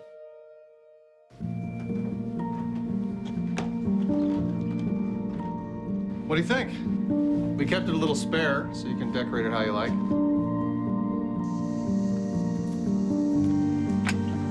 Dinner. Go. Excellent. Soccer is fun. Yeah, I saw you guys out there. Stalling for you see a degradation in the signal, and then all of a sudden it perks up again. All right, we're back. I think it's a satellite switch, but what do I know? We're still trying to figure out what weather is doing, Don, and we had a brief reprieve from this log jam, this upper level ridge thing, and we did get some cold in Wyoming and a glimpse of winter. That's only because Don does not make weather. The forces that make weather were cooking up an even bigger, massive high pressure system that's going to create another upper level ridge thing, pushing all these cold L's off to the east. And to our west. And to the west. Okay. I mean, we're surrounded. and it can't get in, man. We're log jammed again. It's so weird. It is weird. And I went back earlier today and I counted up the days when this really started, like when we really started to be affected by this. We're on day 26. Golly. So I'm going to do, like the news channels do, is like day 17 of whatever. So yeah, this is block plus 26 is what we're calling it. Totally. We're blocked. We're seeing temperatures rebound from, Yellowstone's minus 27 and had some minuses in Wyoming over this past weekend, but it's going to be a return to the wait for winter, sort of. Although we do have snowpack. We got it all, is what we got. Yeah, it's definitely weird. And I'm probably one of many that's going to be very happy when 2025 is over. It's been tough, man. I can imagine your machines, whatever you're rocking there, the laptop, the computer models, they're all smoking. The room that these machines try to model the weather in has got to be warm, and they're overheating because they just can't come up with a game plan. But you know what? At the same time, it's just a glimpse into our atmosphere and how it works. And if anybody tells you they've got it figured out, they're just charlatans. That's all it is to it. Someone will tell you, "Oh, I know what the weather's going to be like in Tahiti 100 years from now." No, you don't. Yeah, no, you don't. I mean, Wyoming's big to forecast in, but compared to the global forces at work that make weather, the hands over the crystal ball, there's a lot going on. So what does it mean for us this week? Well, I tell you, the next 2 days really are going to be nice. Yeah. I mean, we're in a situation where, yes, temperatures are going to be above average. They're not going to be crazy as warm as they've been, but we're going to have a lot of blue sky. We don't have much wind in the forecast. Nice. And if you're out and about and traveling the next couple of days, really not bad. If you are a skier, the mountains have gotten some snow here lately. This will be a really good opportunity to hit the ski slopes and not have to worry about driving through bad weather. We will on New Year's Day in Western Wyoming. Again, it's the common theme. Western Wyoming is going to start to see snow showers return on New Year's Day. So the western side of the state will start to see some snow showers as yet again, another Pacific storm is going to crank up for California. It's not going to be as big, but it'll be another round of rain, heavy snow in the Sierras again. I mean, the Sierra Mountains last week, the average snowfall total was 4 to 5 feet with some areas up to 10. I mean, they had avalanche problems. They had an avalanche fatality with a ski patrol. Yes. There last week, so they're going to get it again. And, that's why I said we're surrounded. And part of that moisture is what comes in on New Year's Day and Friday. And then this blocking pattern, Jake, towards the middle of next week, there are hints that it's going to begin to decay. It's either going to do two things. It's either going to decay and weaken or shift a bit. that will mean a change in our weather finally, but it doesn't mean it's going to happen immediately. It's a process. So it starts the wheels in motion of bringing a different weather regime our way. And really, this will be especially true in about 9 or 10 days from now. I read next 9 or 10 days, there's nothing remarkable coming. I read what you told Andrew, that when we do break, it's not going to be a dam break or a light switch. We're going to just peck away and get winter in here a little bit at a time. But as you know, we don't necessarily want to block the opposite way, because that would make everybody miserable again, but from a different standpoint. Yeah. But what we want to see is the jet stream getting more active, more busy, and being able to push things through instead of either directing them west or east. And that may start to happen mid to late next week. I want to see weather return to being normal, but is weather ever no normal? such thing. I know. I knew you were going to say that. Have a great day, Don. Bye-bye. Day weather forecast. Yeah. I mean, weather's not behaving. Let's get right back into the Zoom room. Get Secretary of State Chuck Gray in here. And Secretary Gray, I guess we're not specifically going to be talking about any secretary stuff. We want to talk about your announcement. My goodness. I should have seen this coming.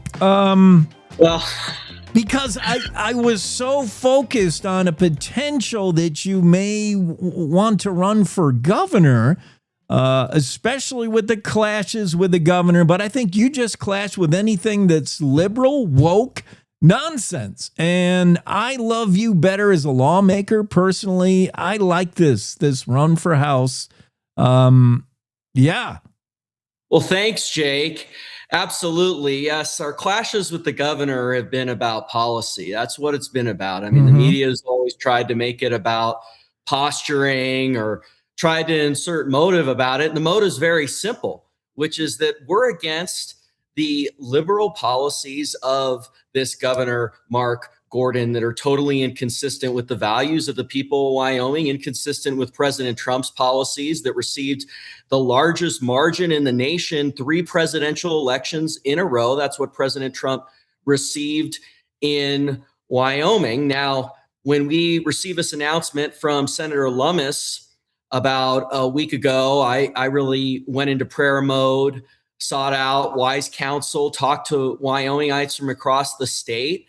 And I just exactly like you said it, Jake, the potential to go back into the legislative space, to talk about federal issues and get things done on the federal end, and to push back on the woke left.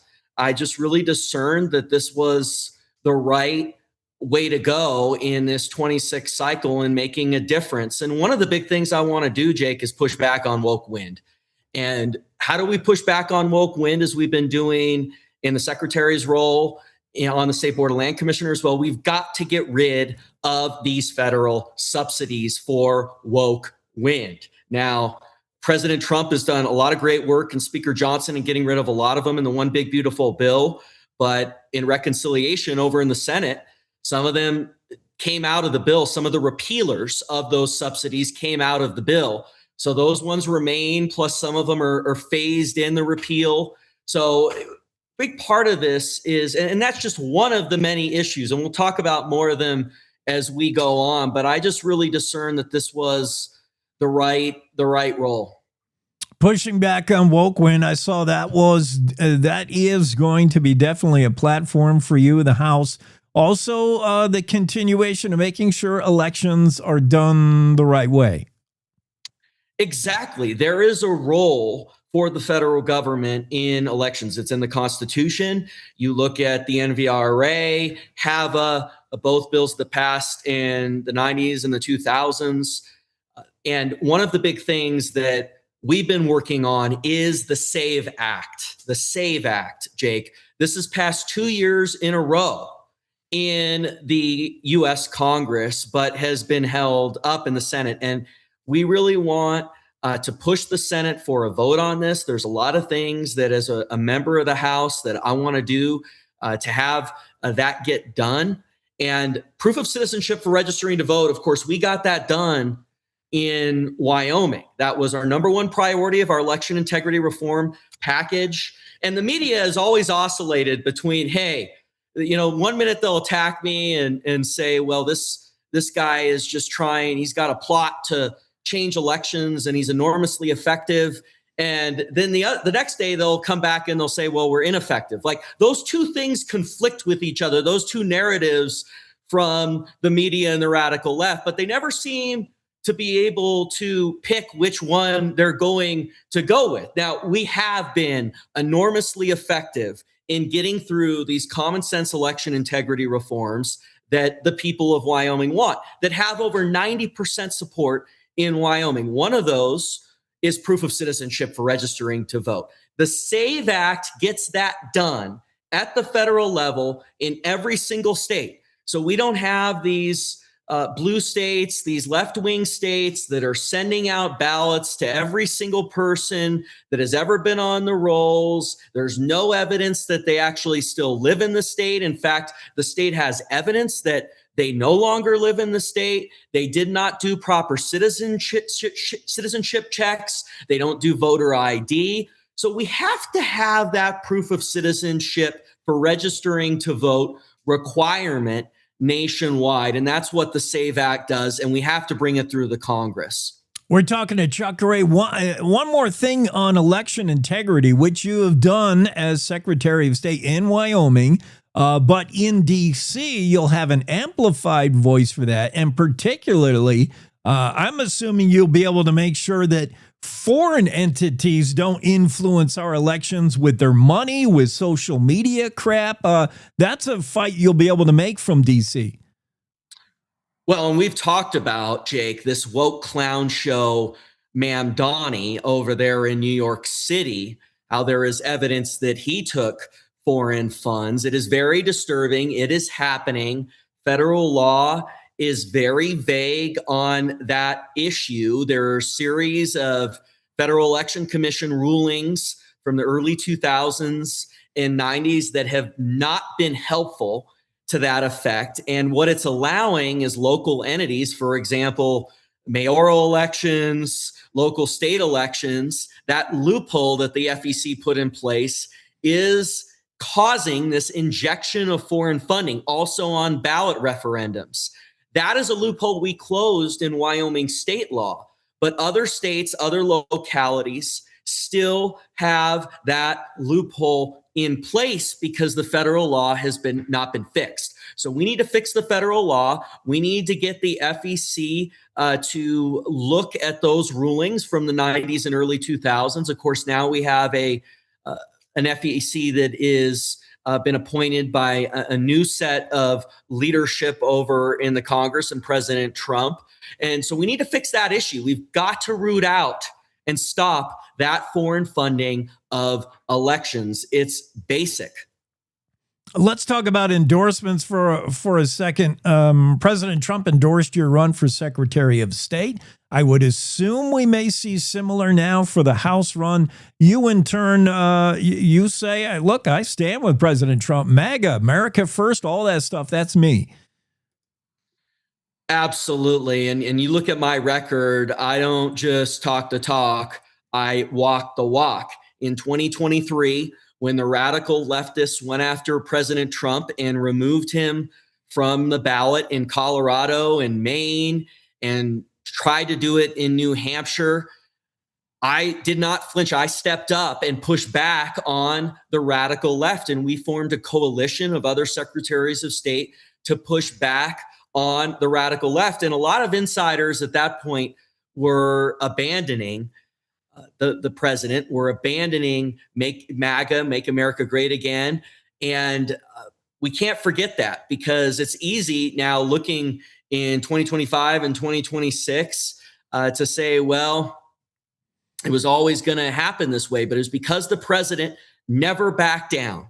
He never backs down. He does an incredible job for this country, for the people of the state of Wyoming, for the people of the United States of America. And I was proud to stand with him, being the only Secretary of State in the United States to file an amicus brief at the United States Supreme Court explicitly siding with President Trump on keeping him on the ballot. And of course, we got that very important ruling in January of 2024, reversing the Colorado Supreme Court, reversing that woke Maine clown show Secretary of State that removed Trump from the ballot. And justice was done. So I'm very proud of standing with President Trump, standing with Make America Great Again, even when it's not easy. That's what is the measure of a man, looking at those moments where it's not easy. And we have that track record. Senator Cynthia Lummis' announcement that she would not seek re-election, that started the dominoes falling. You were one of the first to thank her for her service. Then days later, we hear that Congresswoman Harriet Hageman has interest in that seat. That now leaves an announcement from you that you endorse her run for Senate. You've been in Hageman's corner, I think, from day one. Do you expect an endorsement from her side, reciprocity on endorsing you for her seat in Congress, or not necessarily? Well, I don't want to speak for the Congresswoman. I just think she does such a wonderful job. I'm very excited about her Senate run. I just love her record. And as has been noted by Claire, by the way, Claire, I don't know, when is she going to say anything good about our campaign, Jake? Can you phone Claire and please try to get her? I don't know. She has this issue with me, but I appreciate all that Cowboy State Daily does. I appreciate all that Congresswoman Hageman does. And as Claire has noted, I've said from the start, I would never run against her. And that's because she has such a great track record and I work so well with her. So I just really appreciate her work and totally supportive of her campaign for United States Senate.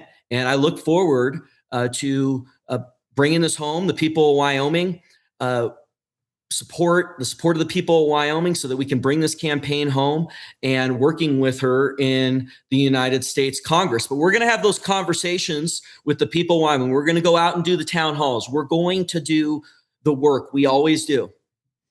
I'm going to make sure Claire has bookmarked chuck4wyoming.com.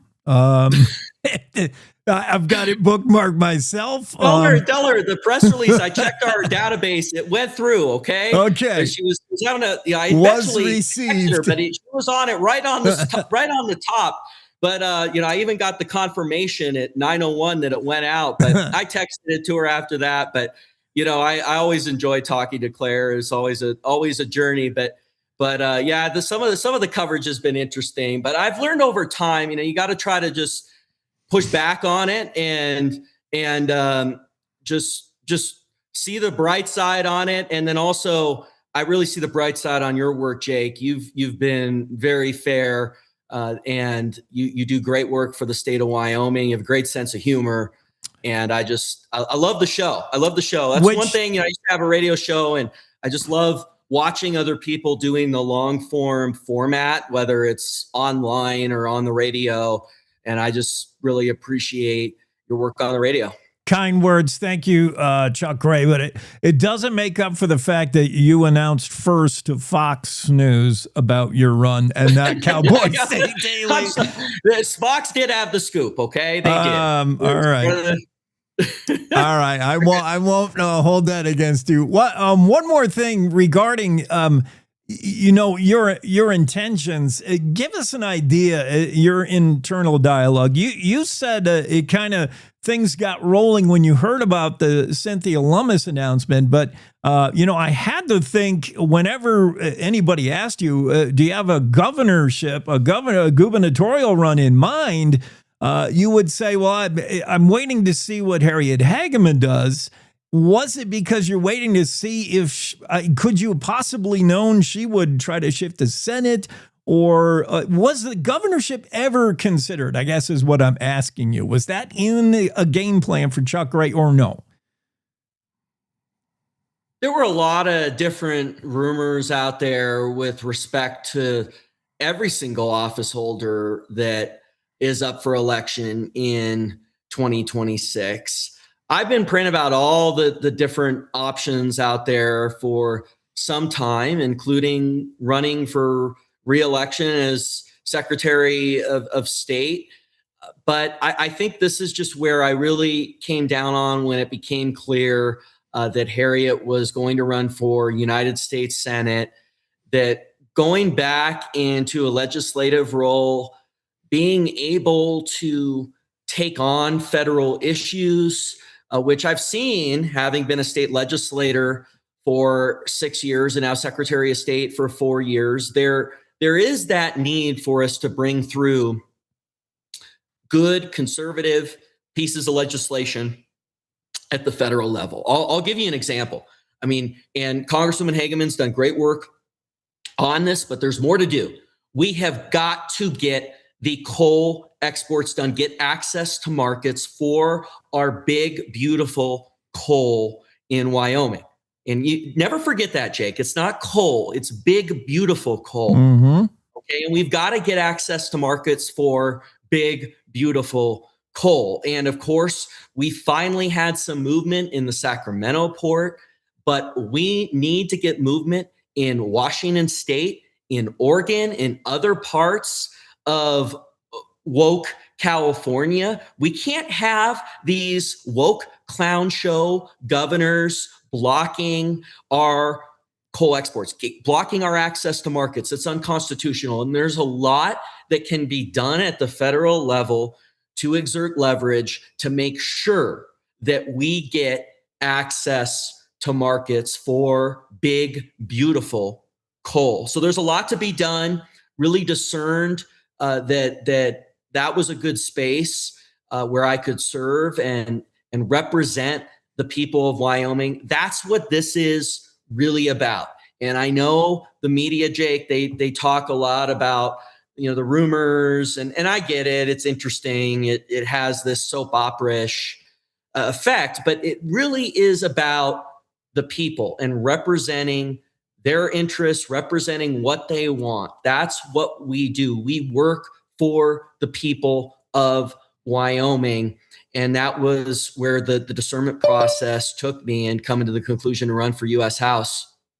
Running for Congress to fight for Wyoming's way of life, election integrity, always going to be foremost in the mind of Secretary of State Chuck Ray, and also expect him to secure the border, unleash Wyoming energy, lower costs for families, and advance the America First agenda, standing with President Trump. One last thing, Secretary Gray, your ability to continue to do the job you have now, Secretary of State and campaign, I am assuming a guy like you has the bandwidth. Yeah, I try to get 18, 19 hours every day out of my body. I'm hopeful that, that I can sustain that. I will be able to. I'm confident. So we'll be fine. We'll continue the great work in the Secretary of State's office. Their Secretary of States have run for re-election many times. So this is very common. They've run for other offices. Lester Hunt was a United States senator. So this happens all the time where either a Secretary of State is running for re-election or is running for another office, and there's more work to be done. And I can walk and chew gum, Jake. I promise you I can do that. I'm all in on the legislative session for 2026. I don't know if you saw, Jake, we launched our election integrity priorities for the 2026 session. And I didn't get a chance to go on the show to talk to you about it. Pen to paper ballots, huge. We've got citizenship. We're not going to allow dual citizens. You got to pick. You got to decide that you are solely a United States citizen in order to vote. That's another thing that we're going to be going after. Protecting the chain of custody, Jake, and ending these drop boxes where you don't have the chain of custody in place, and banning ballot harvesting, common sense. And then also having hand audits, hand recounts. We're all in on this 2026 session, Jake. So we have more work to be done. I can walk and chew gum. We're going to engage in a really vigorous campaign and then also continue the work of the Secretary of State. I'm excited for you, Chuck. It just feels right. House Representative Gray, I know you can be effective there. I know I know you got Wyoming's best interest first and foremost, and that's who I want in D.C. I feel good about the fact that you're my guy in D.C. already. Thanks, Jake. Yeah, man. Have a great new year. You too. Happy New Year. That's Secretary of State Chuck Gray in announcing the campaign just yesterday and a run for Congress. We'll be back with Jackie Dorothy next. News happens at any time, any place. That's why at Cowboy State Daily, we're dedicated to the stories that matter, with reporters stretching from your hometown across Wyoming and beyond. It doesn't matter if it's happening in Yellowstone, the capital in Cheyenne, or the most remote slice of Wyoming. With over 150 years of combined journalism excellence, if it affects Wyoming, it affects you, and we've got it covered. Upstream from the herd, we're Cowboy State Daily. You're listening to the Cowboy State Daily Radio Network. You know you don't have to wear your PT gear anymore, right? It's comfortable. So how's civilian life treating you? It's fine. When I got out, I didn't want to admit that there was anything wrong because it felt like a failure. And then I realized, there's nothing to be ashamed of. So I started talking to someone. Maybe you are fine, but if you're not, it's okay. Thank you. If you or a veteran you know needs support, don't wait. Reach out. Find resources at va.gov/reach. Logan Wilson here at the M Building in Casper, Wyoming. They do more than just support businesses and private events. They support nonprofits by offering reduced rates to help the community thrive. The staff here at the M Building have been incredible in helping me organize a fantastic event. They are great partners for those who want to make a positive impact on the community. Come check out the M for your next event.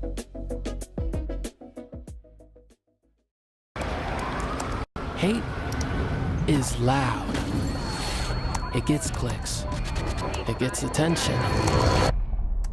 Hate, however, is actually quite small.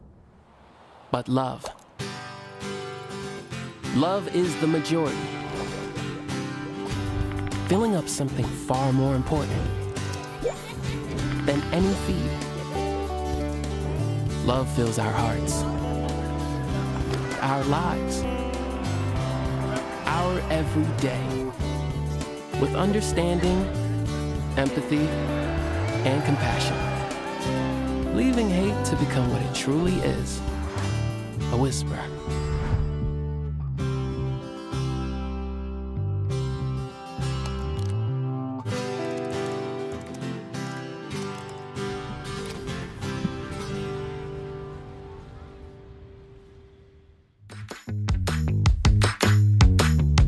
Cowboy State Daily Show here on a Tuesday. So sorry to be late with you, Jackie, but always when we have Secretary of State Chuck Gray, and I was late getting to him, so that's on me. That's my fault. But the announcement that Cynthia Lummis would not seek re-election has caused Representative Harriet Hageman now considering her seat. That leaves the Congress, the House seat open, and the Secretary of State Chuck Gray declared yesterday for that. Jackie Dorothy now today announces her run for Secretary of State of Wyoming. So you see how the dominoes fall politically. And it only happened because I followed Chuck Gray. Jeez, I got that. Right? We just slot you in. I don't know what you know about being secretary, but you better get up to speed quick here. You do know a thing or two about Polly Bartlett. I once wrote a story about her. I'm fascinated with her. She could be Wyoming's biggest mass murderer. Is she? She very well could be. That is one of the things that has stumped historians because they can't disprove her or prove her. it could have happened in South Pass City because so many mysterious deaths and murders and just mayhem. It was one of the most dangerous places to be, probably in the world at that time. Yeah, South Pass City. Of course, the gold rush is on. Chances are you would be found with a pickaxe in your head at somebody's mine because they wanted your claim or something. And then you got this Hotel California that Polly Bartlett's running, where you check in, but you never leave. You never check out. What was she doing? Well, it started with a tent. They were just camping, and this prospector came along and said, "Wow, that steak smells good. I want one." And she says, "You don't have $10 to spend on a steak." And he flashed his greenbacks. That was a mistake. They had bought the arsenic in Denver, and according to the story, she sprinkled it on as seasoning, and that started her hotel of death. So fascinating story. And I just find it really cool that, I mean, this is where history comes alive, is that we can't disprove it. It makes sense in that time and era. Polly Bartlett ran lodging in what was already probably a raucous scene, South Pass City, during the rush, and there was more than one unexplained deaths and disappearances. And then finally there comes along the one dude who sort of started to unravel it. What was that guy? I can't remember his name now. Ford, I believe. Yes, Edmund Ford. Yes. Yeah, Edmund Ford is the one that was killed, and his brother Sam Ford is the one that started to kind of like, wait, what is going on? This is where the trail went cold with my brother. And he assumed his brother had died by Indians or in robberies. I mean, it truly was a dangerous time. And then the other one was the blacksmith's son. He had made it rich. He was doing well and sent his son to college. Theodore was on his way home and never made it. Oh, boy. So those two deaths were the ones that kind of like, if she hadn't killed two local guys, she would have been fine. Isn't that always the case? You gotta off the out-of-staters that no one will miss. Mess with the locals. That's what she did. I mean, according to the story at what was the guy, James? It's on the Sherlock. James Sherlock is the one that first shared this story. And he had a lot of interesting stories from South Pass because his uncle and his dad ran the store, his grandparents. He grew up in South Pass. And thanks to him, we have a lot of these stories. And when you go back into the newspaper accounts, you can start to pull them. This is just one that's not in the newspapers. And it's like, how do we prove it or disprove it? And we can't, at least not yet. So any genealogists, any history sleuths out there, maybe you can prove or disprove that Polly Bartlett really was Wyoming's worst serial killer. Could be. I mean, the body count, I've heard like 22 or 23. It's I was first turned on reading Dean Ballinger's pseudo-fictional, non-fictional kind of take on it. Polly Bartlett, was she Wyoming's amazing poisoner that poisoned her victims with a laugh and a mad kiss? It's so funny. I found it in a 1977 magazine. And then our very own Bill Sniffen is like, Jackie, have you? And I was like, I do have James Sherlock's book. So I got to meet his son one time and got a signed copy. So I feel special there. But that's the South Pass stories. And it's just, if you're looking for a good read, I would grab that book. It's fascinating because we still don't have answers. It still lives in this world of maybe, maybe not. Polly Bartlett. I still want to talk about this this other story of yours. Is so fun. We'll get to that Thursday. You going to be on Thursday? It's New Year's Day. I am. Awesome. I will be here for you. If you're here, I'm here. I'll see you in the new year. Enjoy New Year's Eve. I will. Cowboy State Daily Show. That is Jackie Dorothy. No, she's not running for Secretary of State. It's time for news. It's time to take a look at what's happening around Wyoming. From the Cowboy State Daily News Center, I'm Mac Watson. Wyoming Secretary of State Chuck Gray announced Monday that he's running for the state's lone U.S. House seat. Cowboy State Daily's Claire McFarland reports what Gray would do for Wyoming if elected to Congress. A lot of pointing to his backing of election reform, a lot of pointing to his alignment with Trump. There's references to banning crossover voting after a certain point. He said that Wyoming needs someone who's going to advance Trump's agenda, and he pointed to his longstanding emphasis on election reform in Wyoming. The Republican incumbent, U.S. Representative Harriet Hageman, told Cowboy State Daily last week that she's running for the soon-to-be vacated seat of U.S. Senator Cynthia Lummis.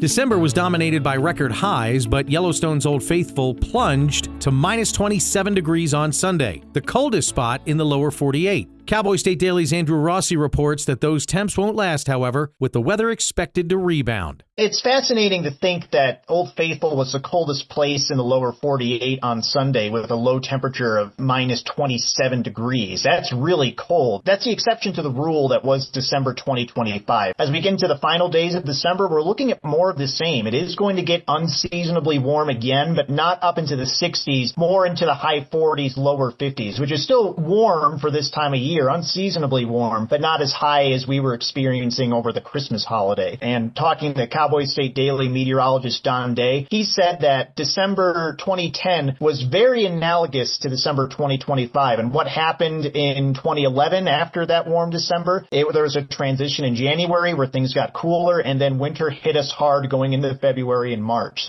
Forecasters tell Cowboy State Daily this is destined to be one of the warmest, driest Decembers in Wyoming's history, as multiple high-temperature records were broken across Wyoming just days before. I'll be back with more news from the Cowboy State Daily News Center right after this. The weather's turning oh so frightful this time of year, but those excavation projects, they will persevere. I'm Jan Warren for One Call of Wyoming, here to remind you that no matter how big or how small your digging project is, contacting 811 2 full business days before you begin is required by state law.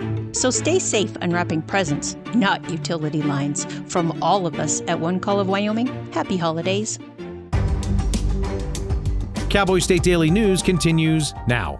The Industrial Sitting Division said Monday during a hearing on the Chugwater Wind and Solar Project that a critic filed fraudulent documents to contest it. Cowboy State Daily's Claire McFarland reports that the critic, a news editor in Southeast Wyoming, says it's the agency that violated the law. A wind critic in Southeast Wyoming filed 3 fraudulent documents with it that when it was trying to confirm the authenticity of these documents, their 2 purported authors said, no, we didn't make these. The person who offered those documents to the division is Marie Hamilton. She's a resident of Southeast Wyoming, also the editor of a news publication in that corner of the state. And when I interviewed her, she was like, these had information about my son in them, and it was wrong of the division to discuss them in public like they did today during this controversy. The proposed build by Next Era Energy Resources is a 300 megawatt wind energy, 150 megawatt solar, and 150 megawatt battery storage system, slated for a Platte County parcel east of Chugwater and Interstate 25. Governor Gordon announced on Monday that years of sexual and physical abuse of multiple adopted children in Casper should be enough for a federal agency to rescind a Wyoming couple's National Adoption Excellence Award. Cowboy State Daily's Greg Johnson reports that Sharon Castle wrote the governor to intercede and petition the administration for children and families to pull back the 2013 award given to Stephen and Kristen Marler. This woman who was familiar with this case, her niece was one of the main investigators on it, so she was very aware of it. And she just couldn't let it go. She just couldn't get it out of her mind that this guy who was convicted of these crimes is still on this list as being one of the best foster parents in the nation. That it just was counterintuitive to that. And so she thought, how can we get that taken off? So she wrote a letter to Governor Gordon. Stephen Marler was sentenced in August to 128 to 178 years in prison for sexually and physically abusing 2 adopted daughters as well as physical abuse of 4 other children in the couple's care. And that's today's news. Get your free digital subscription to Wyoming's only statewide newspaper by hitting that daily newsletter button at cowboystatedaily.com. I'm Mac Watson for Cowboy State Daily. There is a road laid boxes everywhere. And this is gonna be Addie's room. I think you're really gonna like it. I hope so. Yeah. I know this road is there for me.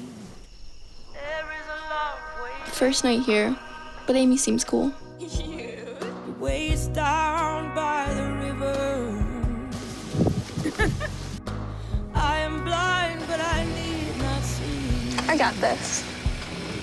I know this road is there for me. Okay. If I'm really free,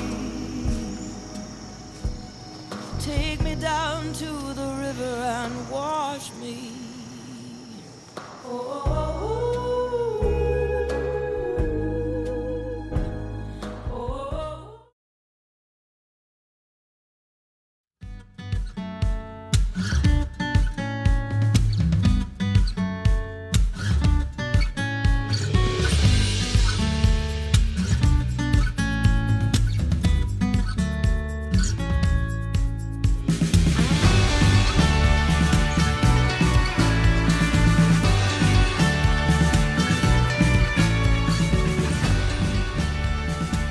We're back after news break. It's Tuesday. Cowboy State Daily Show with Jake Markine should be here shortly. I'm thinking, hoping, guessing. I see Outside Magazine has named its top 7 best backpacking trips across the U.S., and I was just praying none of them were in Wyoming. I may have to attend to the cat.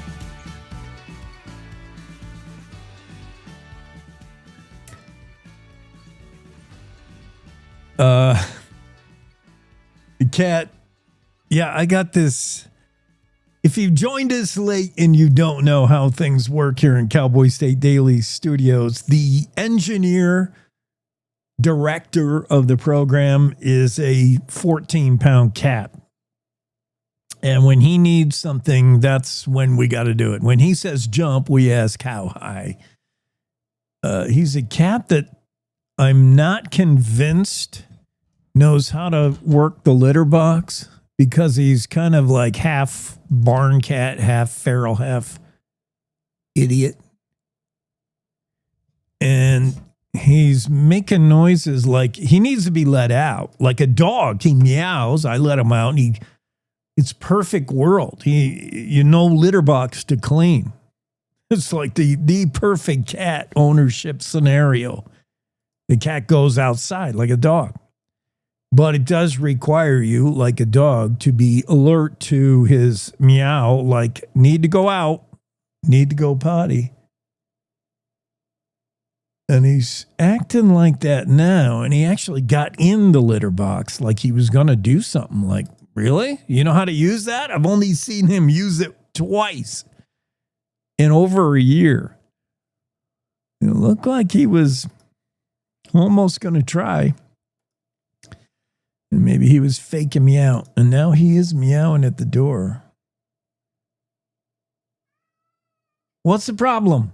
But he doesn't want to go outside because it's so cold. Right now, we're outside in the studios. It is currently at the Cowboy State Daily Studios. Currently outside, it is, I'm thinking single digits. Yeah, it's 3. And he's not digging the idea of going outside right now, but he's going to have to go. So for our radio affiliates, I'm going to play like some music and you're going to see an empty screen and we're going to let the cat out. That's what we're going to do.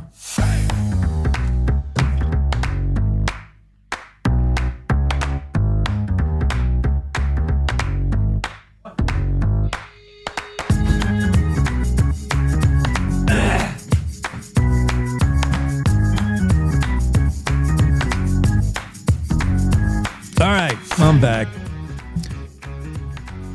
He's out. Enough about the cat. Jeff has a cat too. Jeff, who pinch hit for me over the Christmas break. Thank you, Jeff. He got the cat Chunk. So no matter who's broadcasting at you, Jake or Jeff? You're going to get a lot of cat stuff. Cowboy State Daily. Cats fall under the category of wildlife, which is under the purview of Mark Hines, which is perfect to have him on right now. At least scheduled right now. But I don't know where he at. Well, Happy New Year's, Mark. I guess we'll do this day in history instead. What do you think? It is December 30. We do have guests coming up. Cowboy Kevin Meyer will be here shortly. I have confirmed that appearance. And Alan Stuber will drop in, and we'll talk NIL, name, image, likeness, which basically is, let's call it what it is, paying college kids to play sports. What could possibly go wrong? Everything. Yeah, we'll talk to Alan about that. Stuber's a detective with the Gillette PD. He's also a big Pokes fan, and he's got an idea, maybe, on how to raise money to pay players to come to Laramie. I don't like it, but if that is the new reality, we need maybe to figure out how to do it. Where that money going to come from?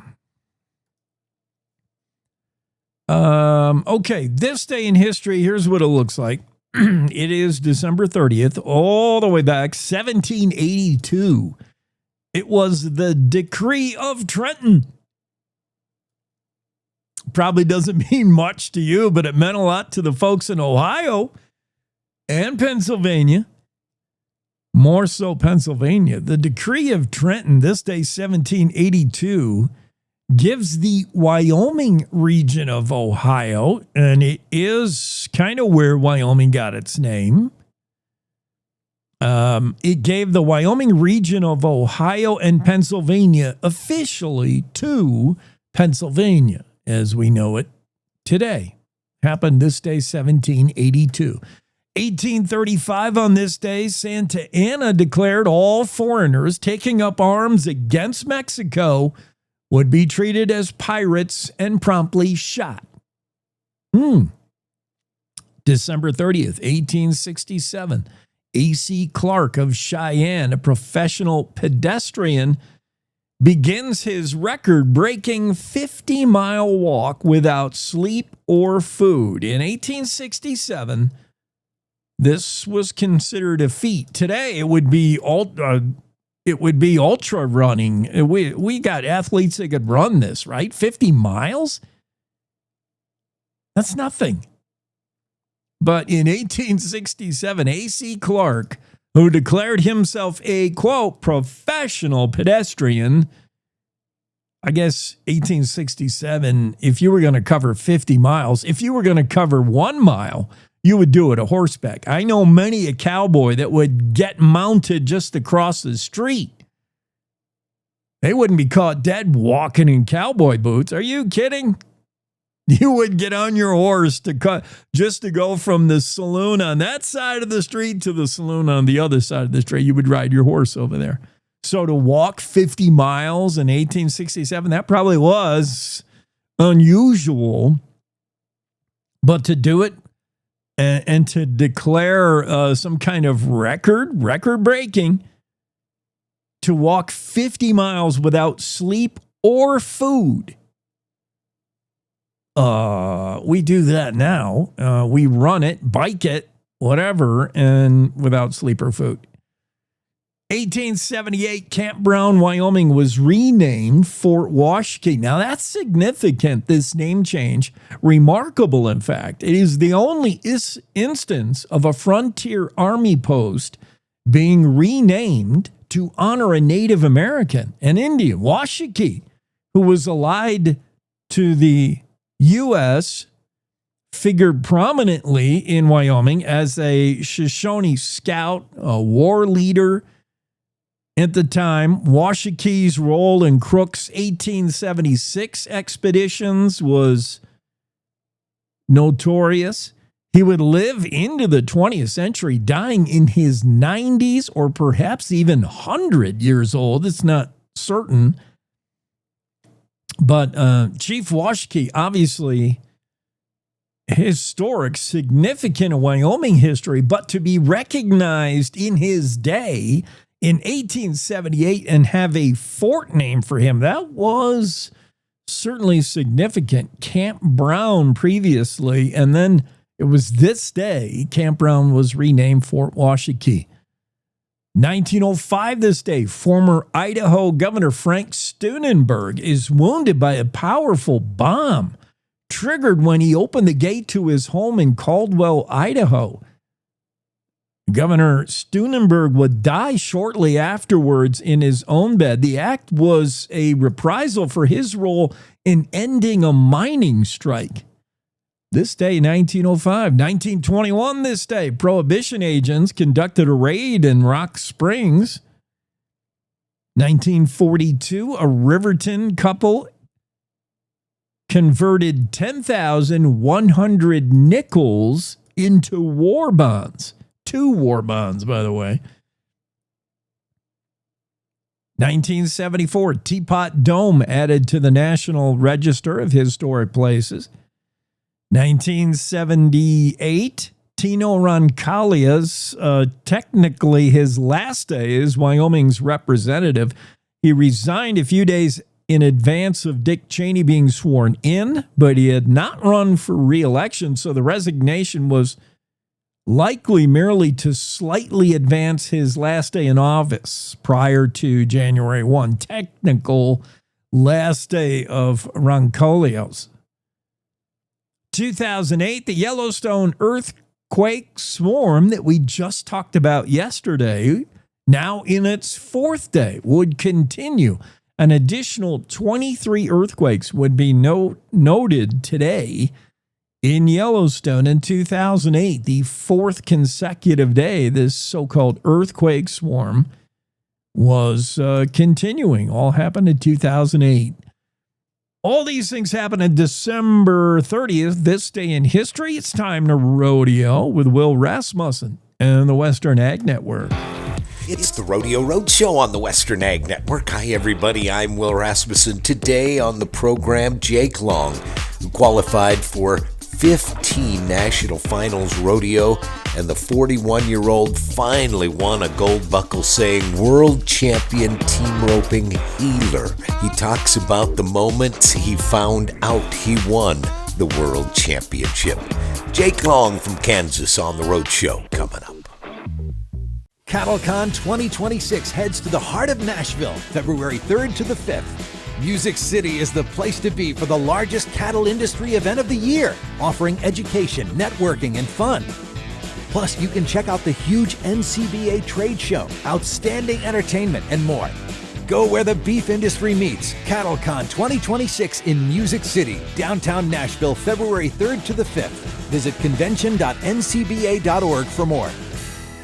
Your herd needs protein. When the seasons shift, so do your herd's protein needs. SmartLick protein tubs deliver consistent nutrition that drives performance, helping cattle make the most of available forages, maintain condition and power through winter efficiently, giving you peace of mind. Feed smarter, not harder.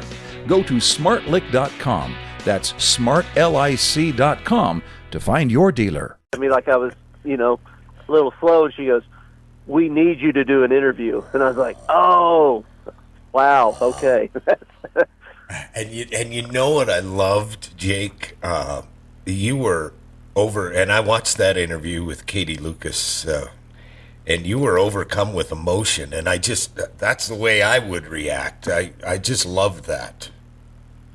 Yeah, it's not, and I've had a great career. Like, at no point was I gonna mope around about not winning it. But that's the ultimate goal that we all have when we start this journey, obviously. And so, it's something that you want to get done, and you also realize that it's not something that everybody's going to get done. So I think I had kind of come to terms with it, that maybe it wasn't in the cards for me. And so I just kind of kept my head down, kept grinding and going through it all. And so when we found out, the wave of emotion just hit me, because I mean, to realize that dream and man, I just lost it. I cried like a baby for pretty much the whole night. I couldn't hardly talk to anybody without getting emotional and tearing up.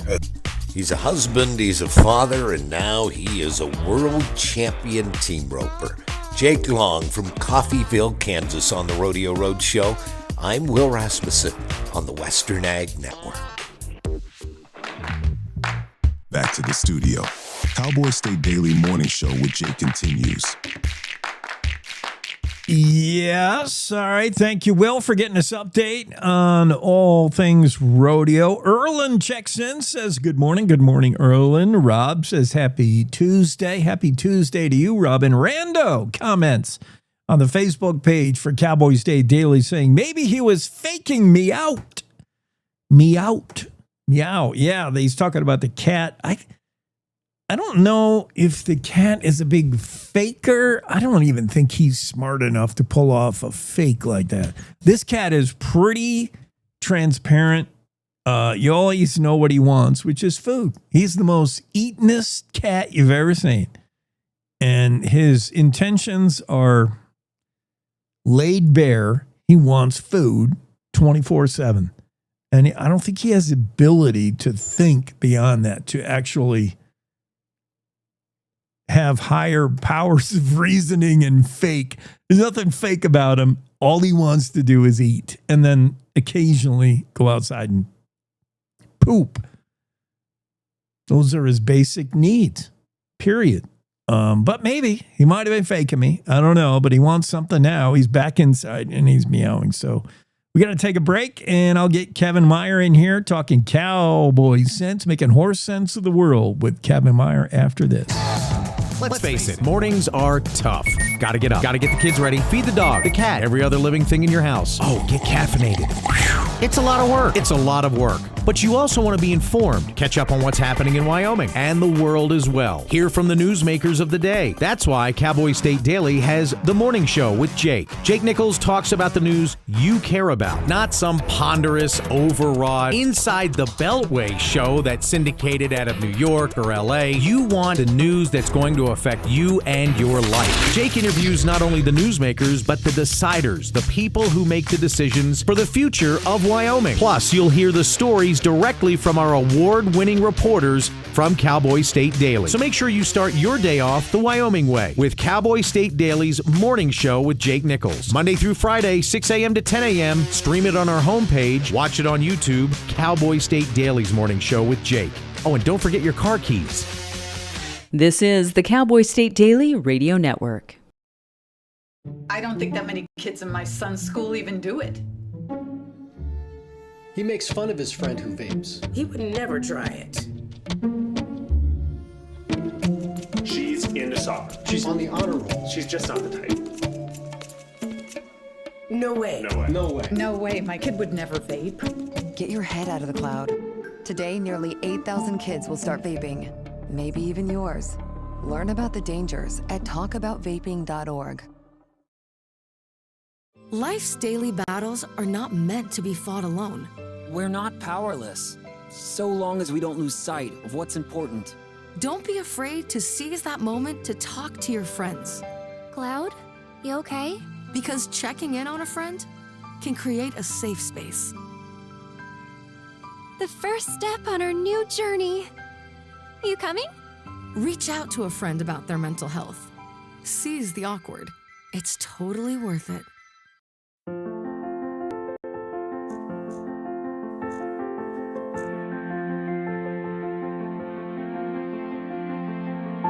There are a lot of words I would use to describe my daughter. Kind, strong, hilarious. When I think about how much she's experienced in her life, on a journey that we're now on together as a family, I'll make you something to eat, okay? we can't help but be inspired by her every day. Hey, Mom, we're about to start the movie. Oh, yeah, I'll be right there. Okay. So really, we're the lucky ones. Learn about adopting a teen from foster care. You can't imagine the reward. Visit adoptuskids.org.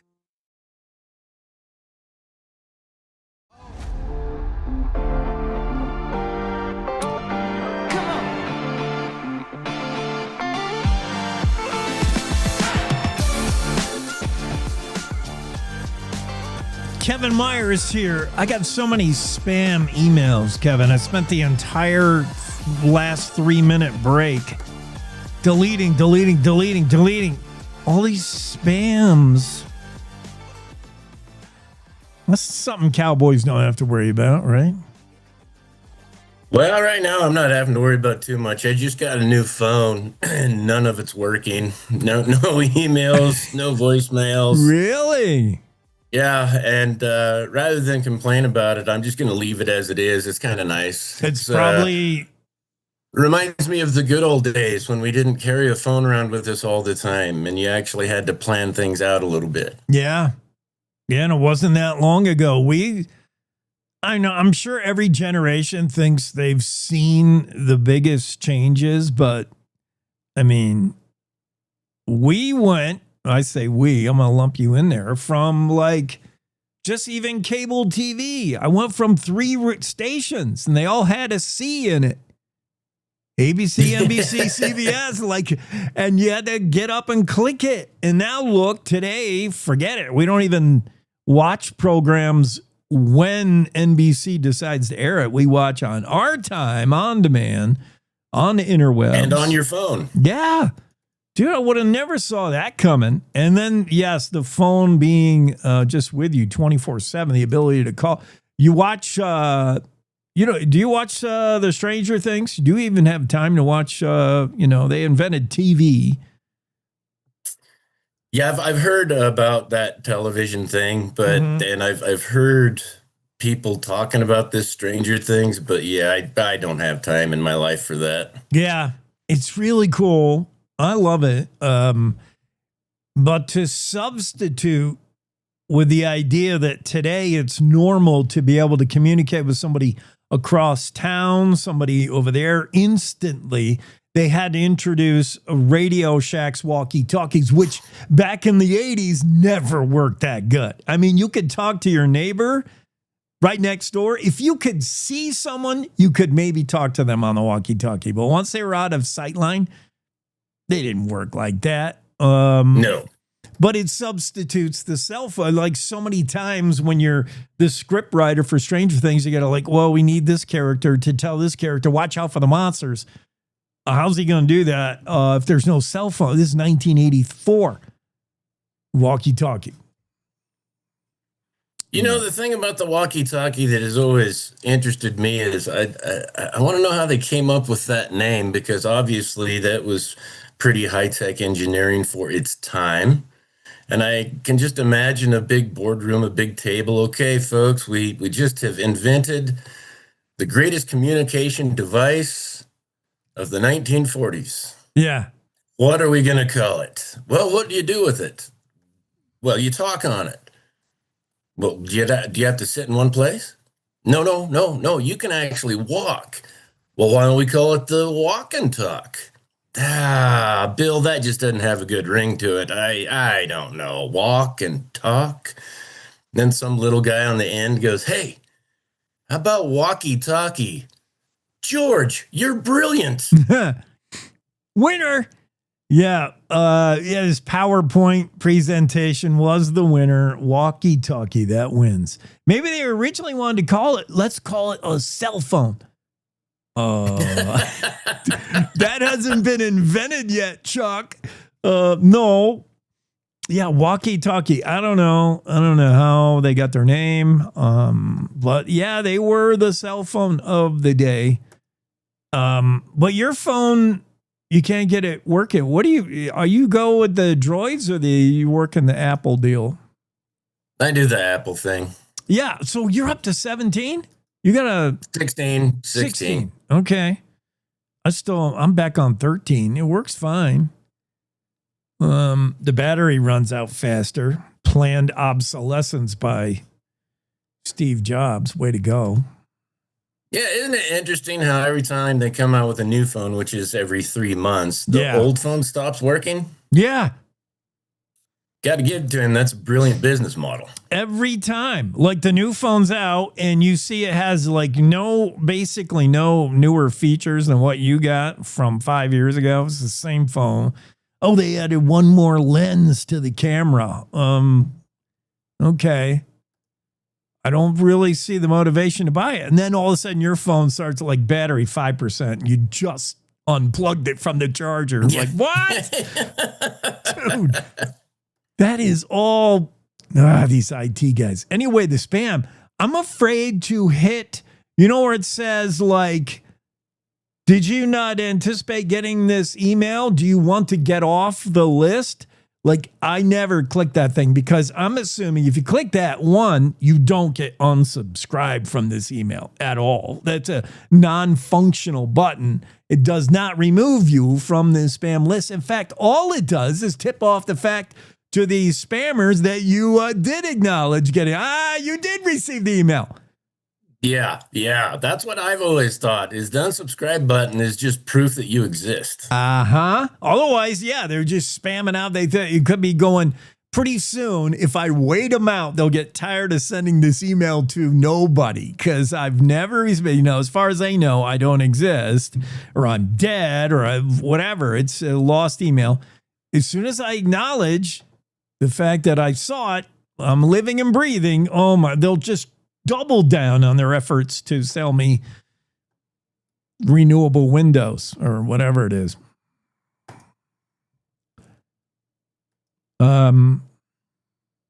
So I had a question for you.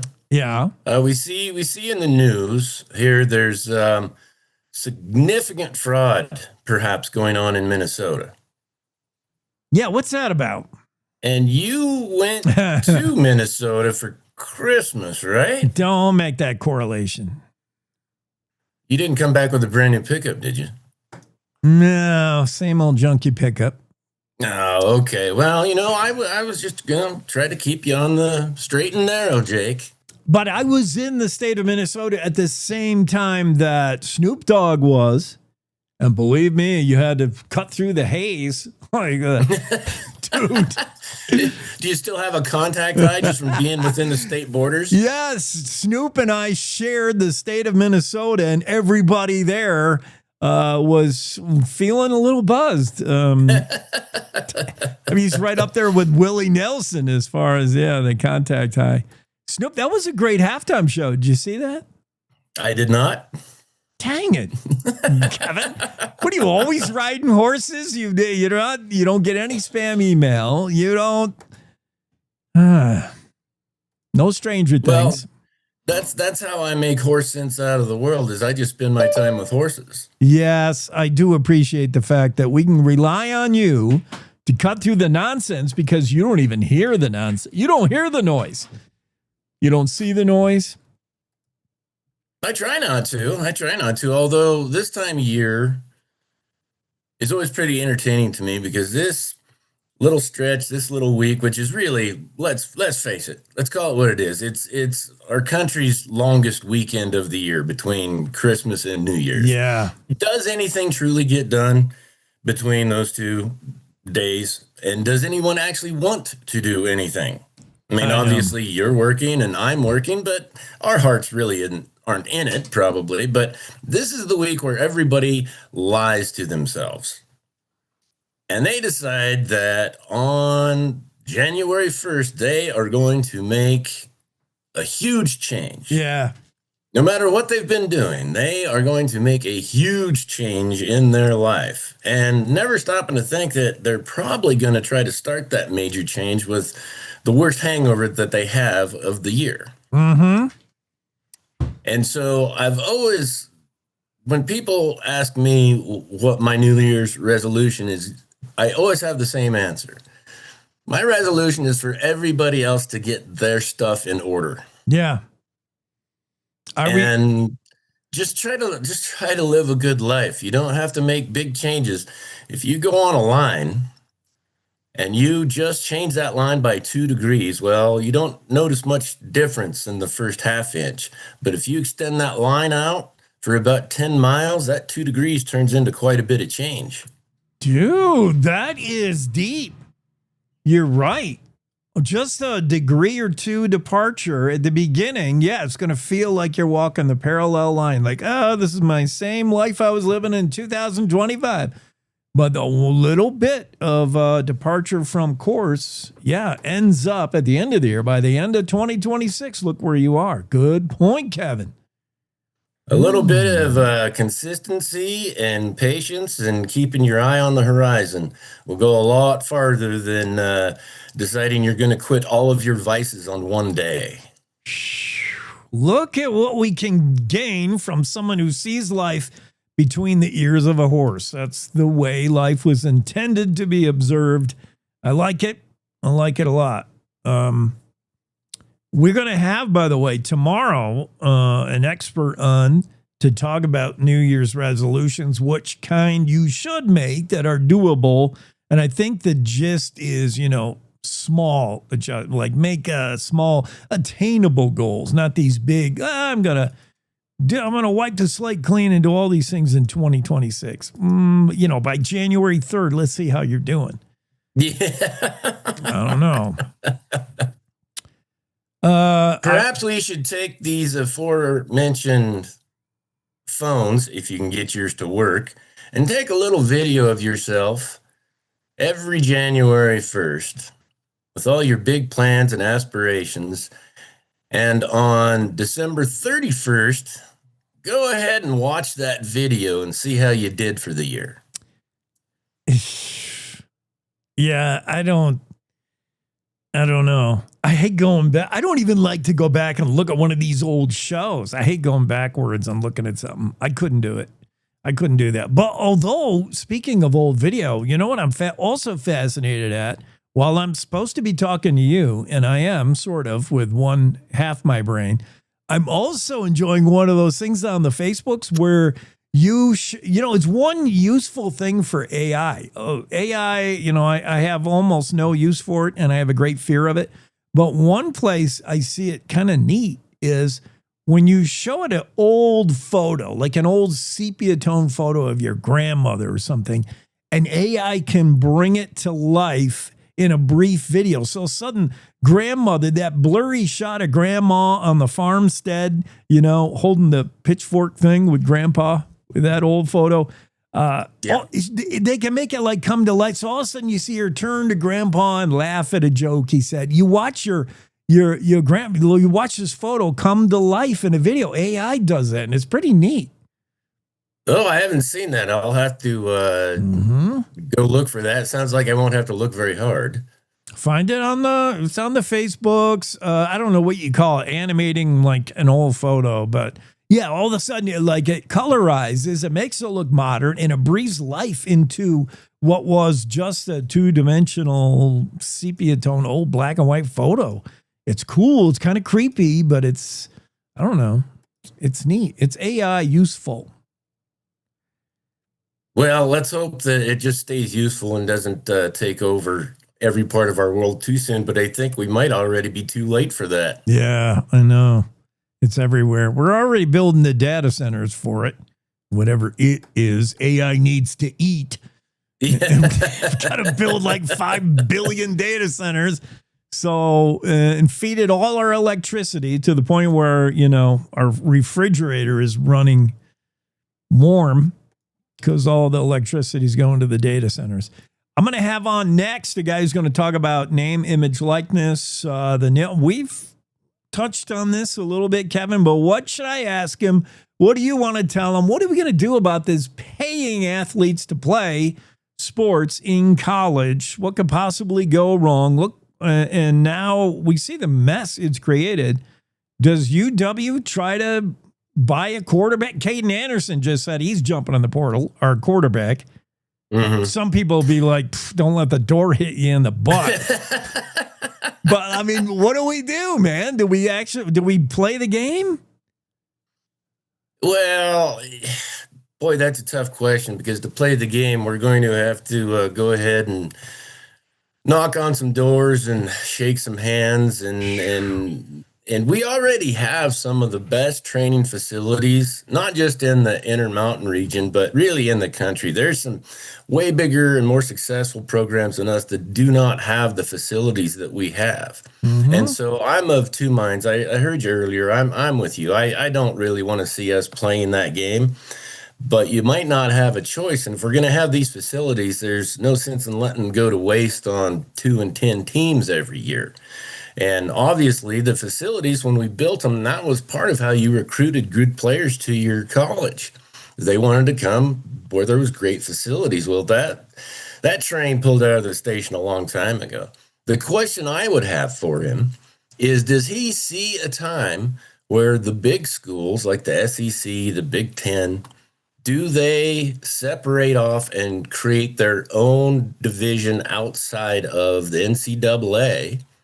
And then there is this new second tier division where the Wyomings and the Colorado states and the Montana states, that they have their separate deal, because with all the money that Wyoming has in energy, we could probably peel together quite a bit of NIL money, but we're still never going to compete with the likes of Texas Tech with all their oil money and Alabama with all of their alumni money. So that would be my question, is what does he see in the future? How can this ever level itself out? So it seems like the opposite of what we're talking about, that Wyoming should go down from D1. You're saying D1, some of these huge D1 should split off and make their own like D0 divisions, a division that doesn't even exist, something that lives outside of the NCAA. Some elite kind of division. And then we could stay in D1 with a, instead of being in the big giant swimming pool, we could be in a smaller pool. That could. Yeah, where we have a little bit of a chance at success. Yeah, because now, the money, the dollars, we're not comparing apples to apples with, we can't compete with some of these big schools. Yeah. All right, we'll talk about it. Me and this other cowboy. Yeah. No, I'll be interested to hear what he has to say. Hey, I come through Douglas on my way back from Minnesota. It was blowing like all get out. I don't know how you do it. Yeah, dude. I didn't have time to stop. I was making a beeline to get to Texas Roadhouse in Evansville in time for dinner. So I blew through Douglas about as fast as the wind was blowing. But oh my goodness, that stretch. Just watching your fuel gauge move as fast as your speedometer. My antenna was bent over, laying on the hood, and it was blowing. Yeah, we had a couple pretty good low population days there. Mm-hmm.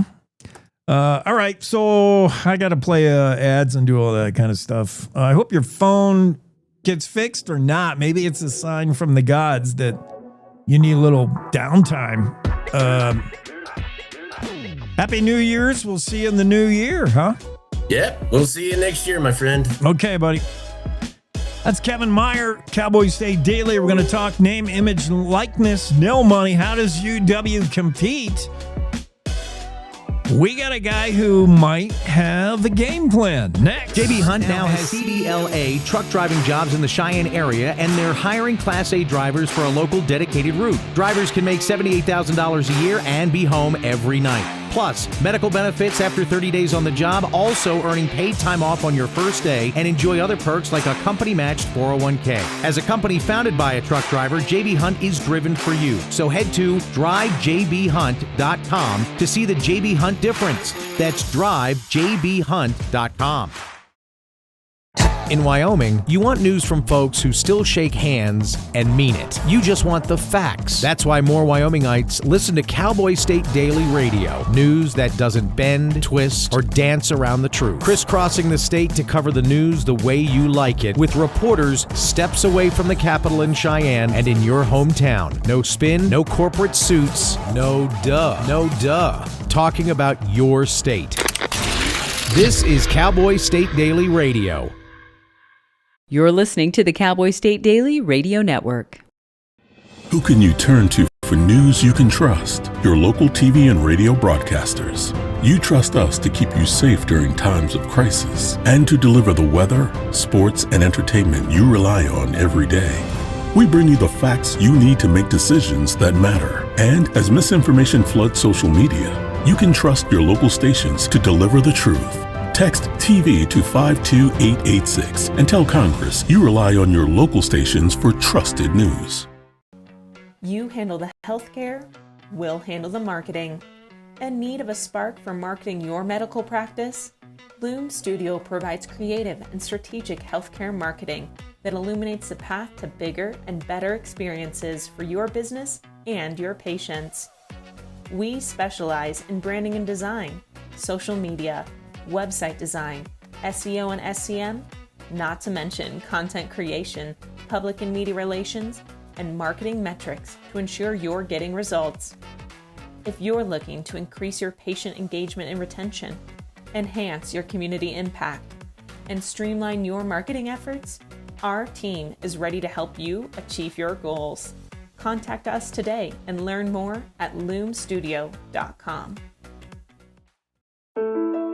I'm Chris Jakovic. I served in the United States Air Force and I deployed 3 times.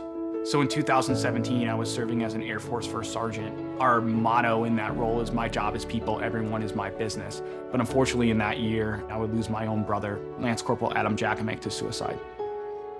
The majority of veteran suicides are from guns. I store my weapons securely, not only for myself, but for my family. My service never stops.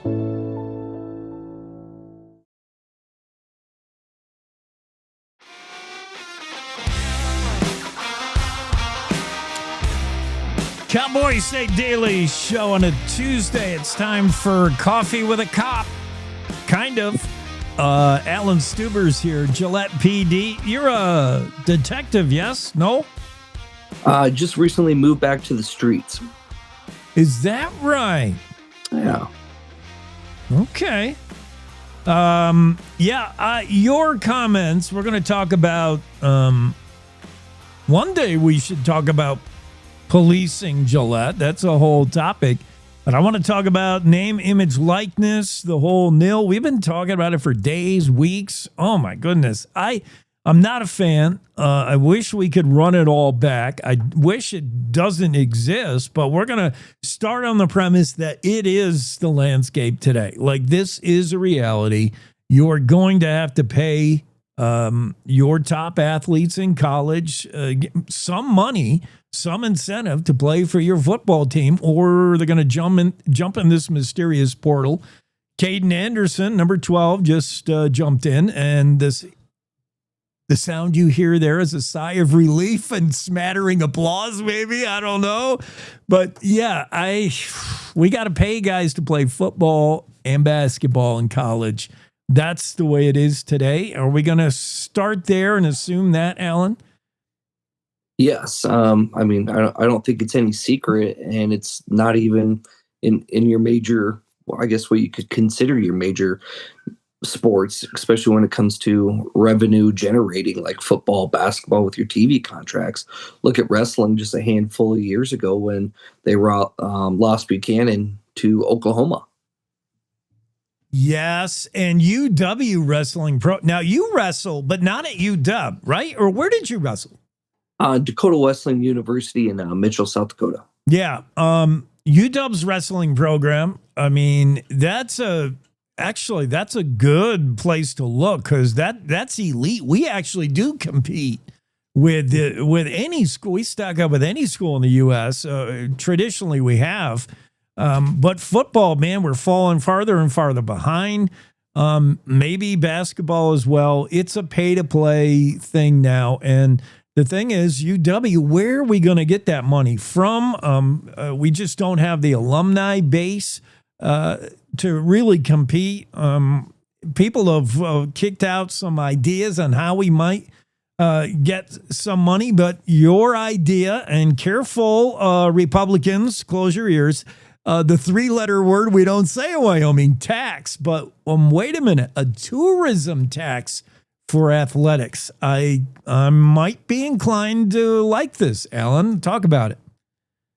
It just kind of came up in conversation a little bit over a year ago, and like nobody wants to be taxed more. Completely understand that. Yeah. I've been on the hospital board here in Gillette for 2 terms now, and hospital does receive mail money, so definitely careful with the tax money and make sure that we're responsible in the way that it's spent. And especially here in Campbell County with the representatives that we have, definitely against adding additional taxes. But when thinking about it, and Wyoming comes out with their reports year after year, and tourism is just such a money generating revenue for our entire state, just tried to figure out a way that we could create more money for the university, not just the university, but also our community colleges. They have athletics too. So just thought, you know what, if we just added a tourism tax, it's not coming out of our pocket necessarily. Obviously, I have little kids, travel around the state quite a bit. So when I do go to Casper or go to any other place, staying at a hotel, paying for gas, paying for food, would be paying that tourism a little bit. But I mean, you look at places around the state like Teton County and the people from out of state that are coming and enjoying our beautiful state. Those are going to be the people that are getting the tax on it. Yeah, I think anywhere in the U.S. when you travel anymore, you expect to pay a certain tax at a hotel, a bed tax, a lodging tax. That's pretty much rolled into almost every stay, everywhere.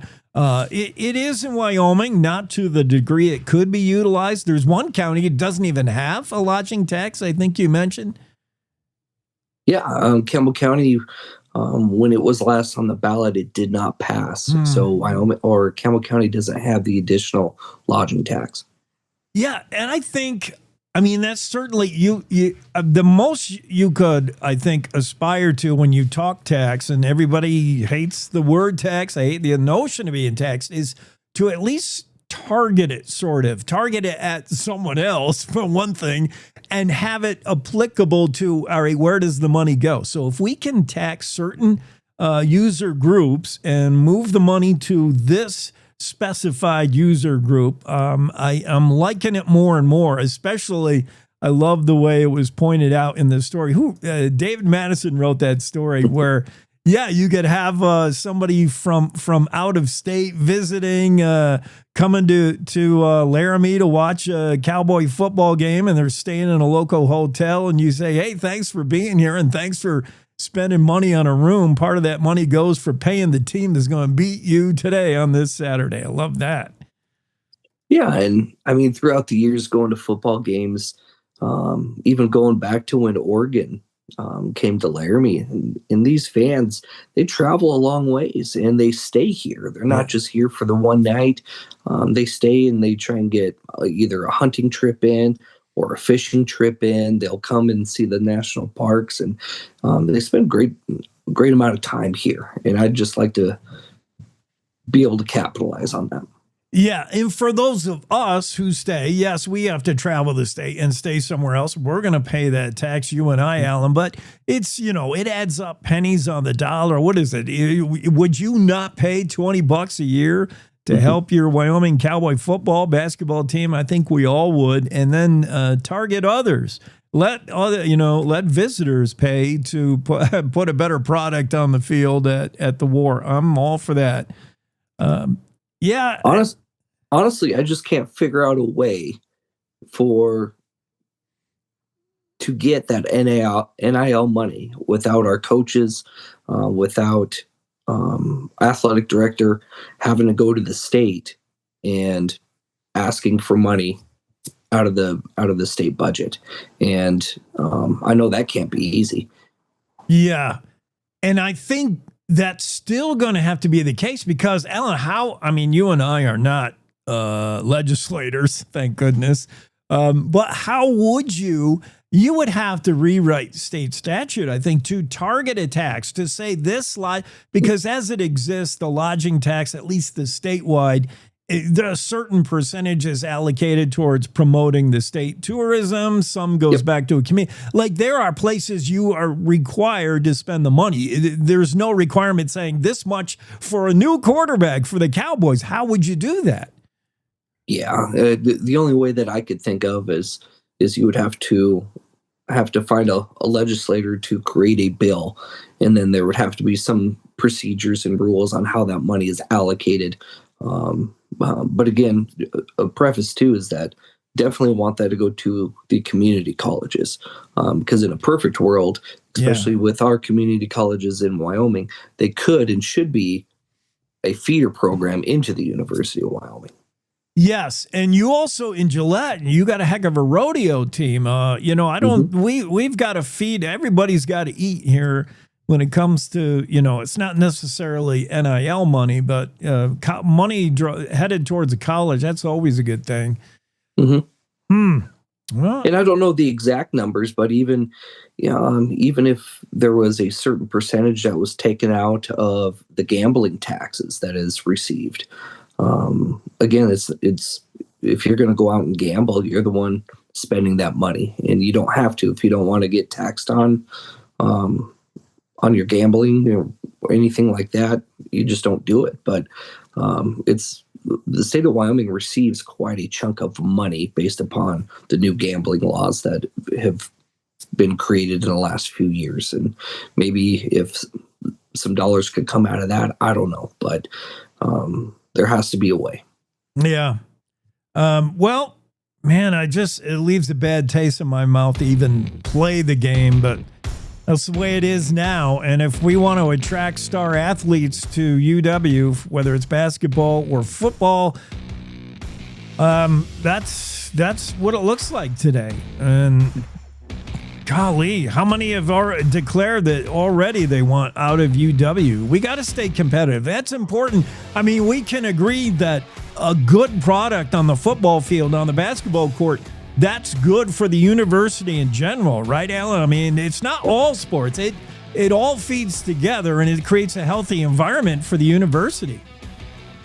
Yeah, absolutely. And you turn on ESPN and watch Gonzaga play, and Graham Ike was in Laramie. How much would have it cost to keep him there? I don't know, but I guarantee Sundance would love to have him on his team. Yeah, and I hate to think even Nas, how long is he going to remain in Laramie? I don't want to put any bad ideas in his head, but I know it. We have to attract and retain these athletes, and boy, the way to do it now is throw money at them. That's where we're at.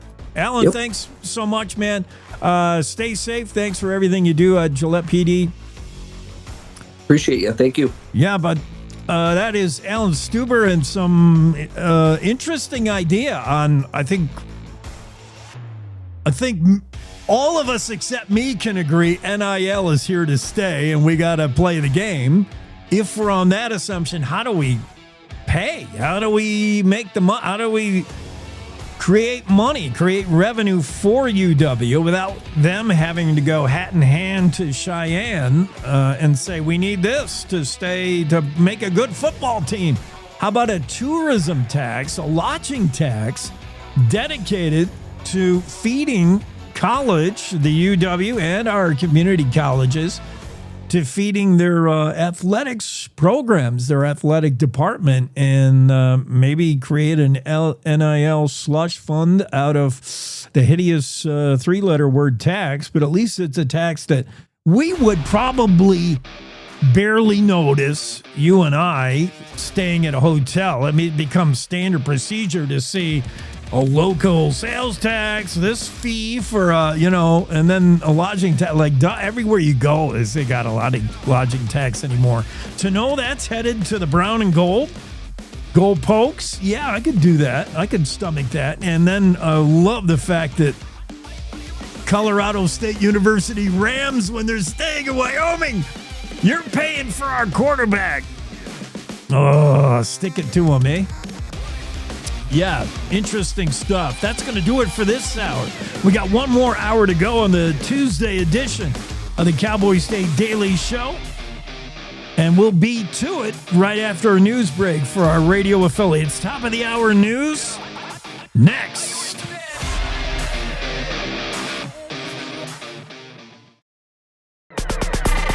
It's time to take a look at what's happening around Wyoming. From the Cowboy State Daily News Center, I'm Mac Watson. Wyoming Secretary of State Chuck Gray announced Monday that he's running for the state's lone U.S. House seat. Cowboy State Daily's Claire McFarland reports what Gray would do for Wyoming if elected to Congress.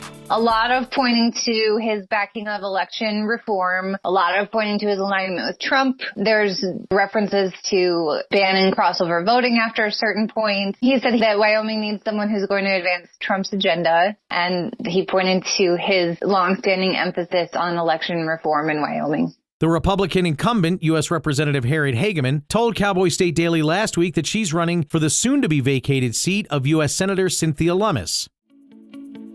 December was dominated by record highs, but Yellowstone's Old Faithful plunged to minus 27 degrees on Sunday, the coldest spot in the lower 48. Cowboy State Daily's Andrew Rossi reports that those temps won't last, however, with the weather expected to rebound. It's fascinating to think that Old Faithful was the coldest place in the lower 48 on Sunday with a low temperature of minus 27 degrees. That's really cold. That's the exception to the rule that was December 2025. As we get into the final days of December, we're looking at more of the same. It is going to get unseasonably warm again, but not up into the 60s, more into the high 40s, lower 50s, which is still warm for this time of year. Unseasonably warm, but not as high as we were experiencing over the Christmas holiday. And talking to Cowboy State Daily meteorologist Don Day, he said that December 2010 was very analogous to December 2025. And what happened in 2011 after that warm December, there was a transition in January where things got cooler, and then winter hit us hard going into February and March.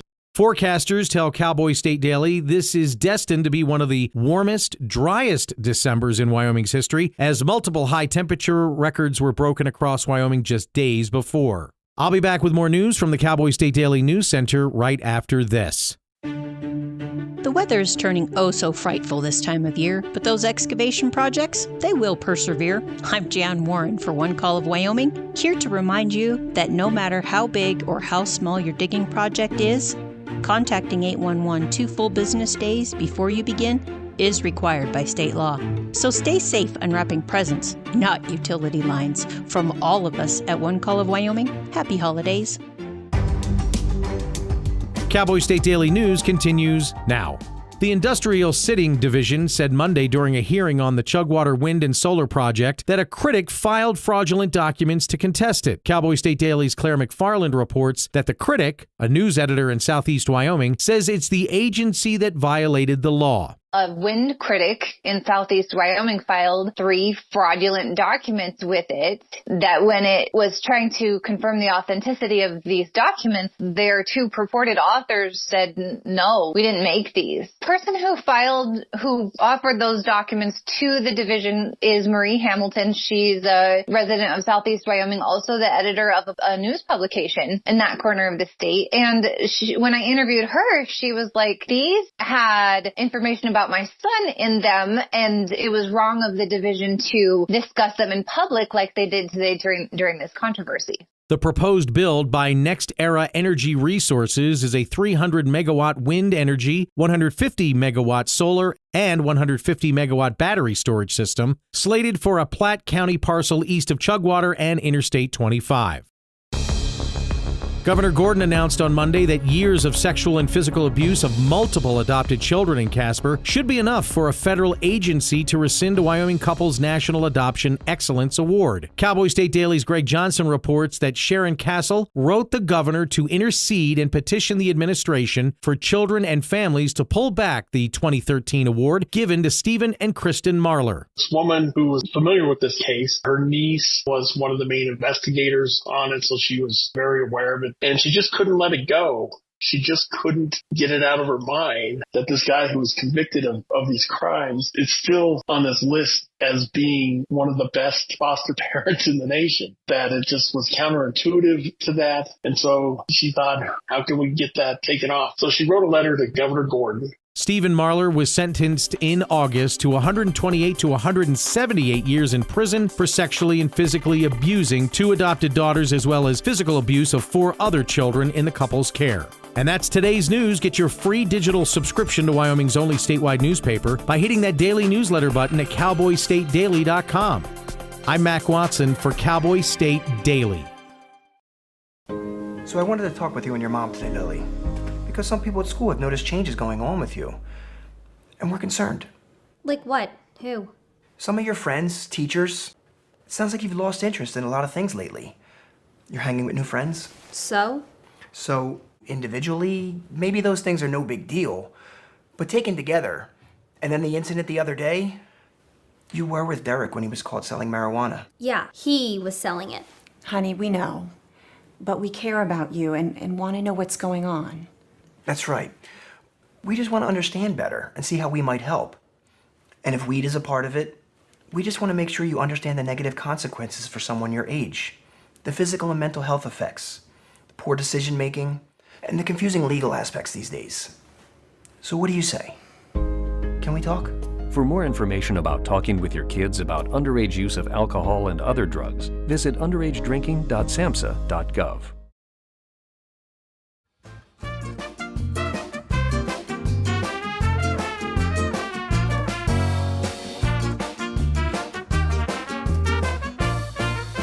Cowboy State Daily Show with Jake. This little ditty reminds me of the dating game or the newlywed game or one of them. Remember that? The dating game? One eligible young bachelor, otherwise known as the hot chick, and 3 doofuses behind the wall, and they had to pitch their best come-on lines. Bachelor number 1. I like a man who takes charge. If we're on a date, are you going to split the bill or cover it all yourself? Are you going to open the door for me or...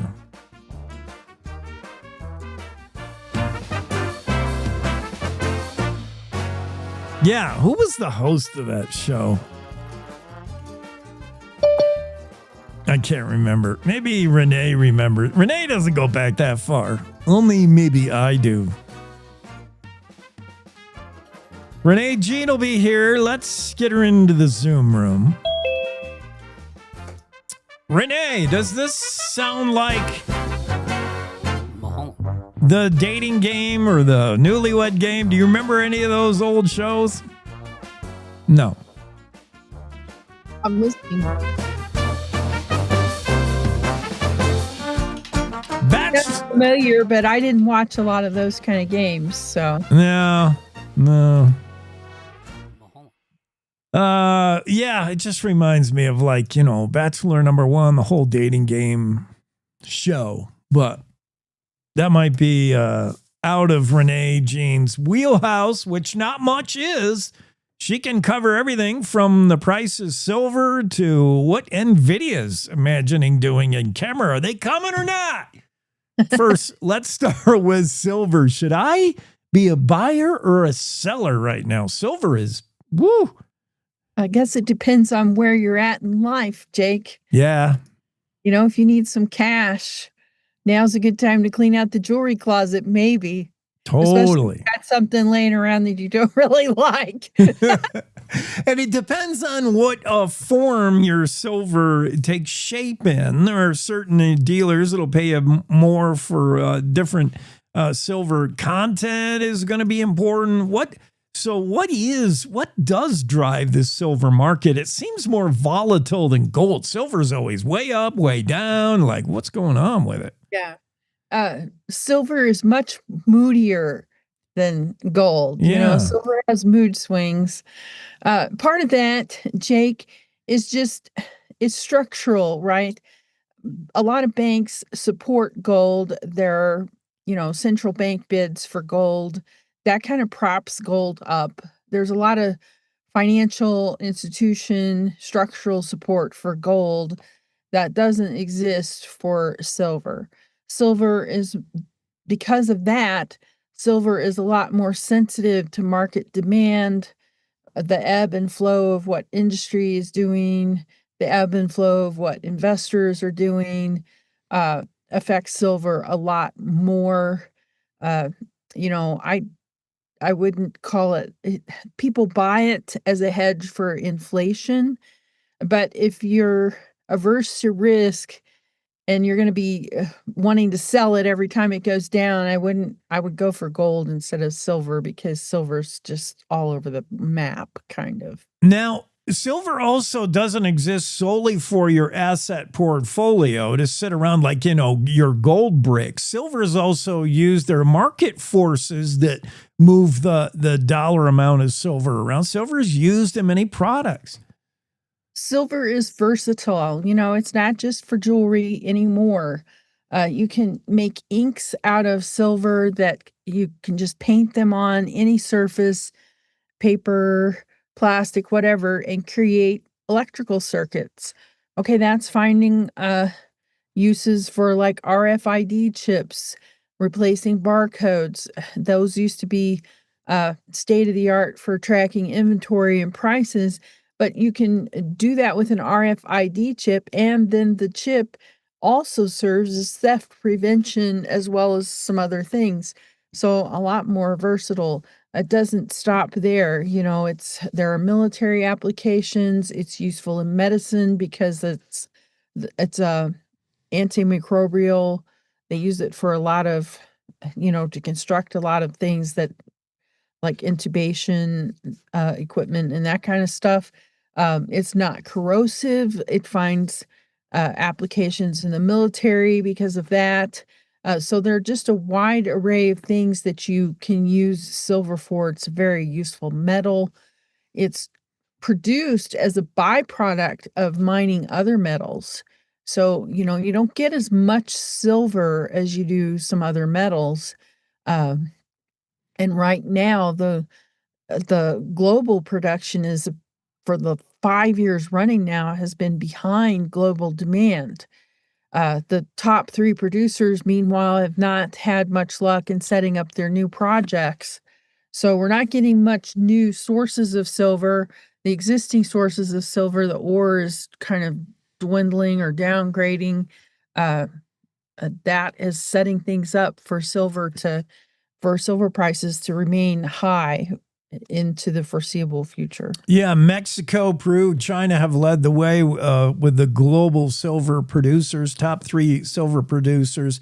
In Wyoming, yeah, it's more of like a byproduct. If you're mining for precious minerals, for ores, what is the ratio? You'll be like, oh yeah, we want this, we want that, and here's stupid silver. Get that out of the way. It's like it's a byproduct to like a 9-to-1 ratio, or what is it? The people I talked to said it was 1 to 9. I don't know. I haven't done any specific research on that. But that was kind of what they told me. So how do I'm only asking for me, and you may not be prepared with an answer, Renee, but I always wondered, if I were interested in getting into gold or silver, one of those commodities, would I buy it theoretically? Would I own it like a Bitcoin? I never see it and touch it. Or could I actually have a little silver bar? Where would I even get it and put it in my closet? I think you would. I'm not sure exactly. I haven't bought any silver like that, so I don't really know. But there are lots of people who buy and sell silver, so you could just call one of them. Yeah, because I see you've got a picture of silver and gold dragon bar made by the Scottsdale Mint in Casper. Maybe I should go to the Scottsdale Mint, hang outside when there's a shift change, and have somebody go in and go get me a couple of bars of silver. Here's $100. I don't know. Incoming police car. Yeah, never mind. Yeah, that's the last thing I need. Okay, let's talk about this supercomputer. This thing's been around a long, long time. And what's the deal? The Trump wants to decommission. It's done some useful things in the past. This NCAR, this NCAR supercomputer. I think the thing is people have the impression because of the name, atmospheric is in the name, right? It's the A in NCAR. But they don't just do climate change research, and they're really just a platform for researchers, plural. Universities will buy time on NCAR to do their studies. And so these studies aren't always about climate change either. Like, for example, back in the 80s when we had airplanes crashing for unknown reasons, just, everything seemed fine. And then suddenly you have a plane crash, right? What the heck is going on? NCAR was involved in figuring out what was happening there. It was a particular weather pattern that was causing it. It was creating a downdraft that was slamming the planes to the ground, almost like the hand of God kind of thing. The capability to be able to do that, to have that, is kind of a part of what makes America a superpower. It's a superpower. They use it to model weather for wildfires, to figure out where best to put firefighters so that, they aren't in danger of being trapped out there. Wildfires create their own weather, and things can turn on a dime. We have had firefighters get trapped because of that. And NCAR was involved in kind of helping sort out, how that worked, why that happened, how can we do better next time. It was also used to kind of better figure out the track of hurricanes, how to predict exactly where they're going to go, because you can't really evacuate a 5-state area. You need to be able to hone in on which state is at risk. After Hurricane Katrina, they got involved kind of in that. So a lot of very life-saving type of work that has nothing to do with climate change. De-icing of planes. Don Day talked to me a little bit about when he was in, pursuing his degrees. One of his projects was working with NCAR and figuring out when are the conditions right, what causes plane wings to get all iced up, and then of course they can't fly right. So I think that was kind of what the people I talked to wanted to make the point, that NCAR is so much more than climate change. Could some priorities be reorganized? Sure. Could it be audited for better efficiency? Sure. But do you really want to dismantle your supercomputer? It's part of it's a superpower in America with some of the things that it's managed to solve. So yeah, President Trump, he's done some saber rattling about how NCAR, and maybe he's getting bad advice, but how NCAR in his mind represents this whole climate change, and that's a bunch of woke nonsense, and he wants to literally pull the plug on this computer, which it has physical location in Wyoming. Yeah, Derecho is the latest supercomputer, arrived, I think it was last year. I did a story about it.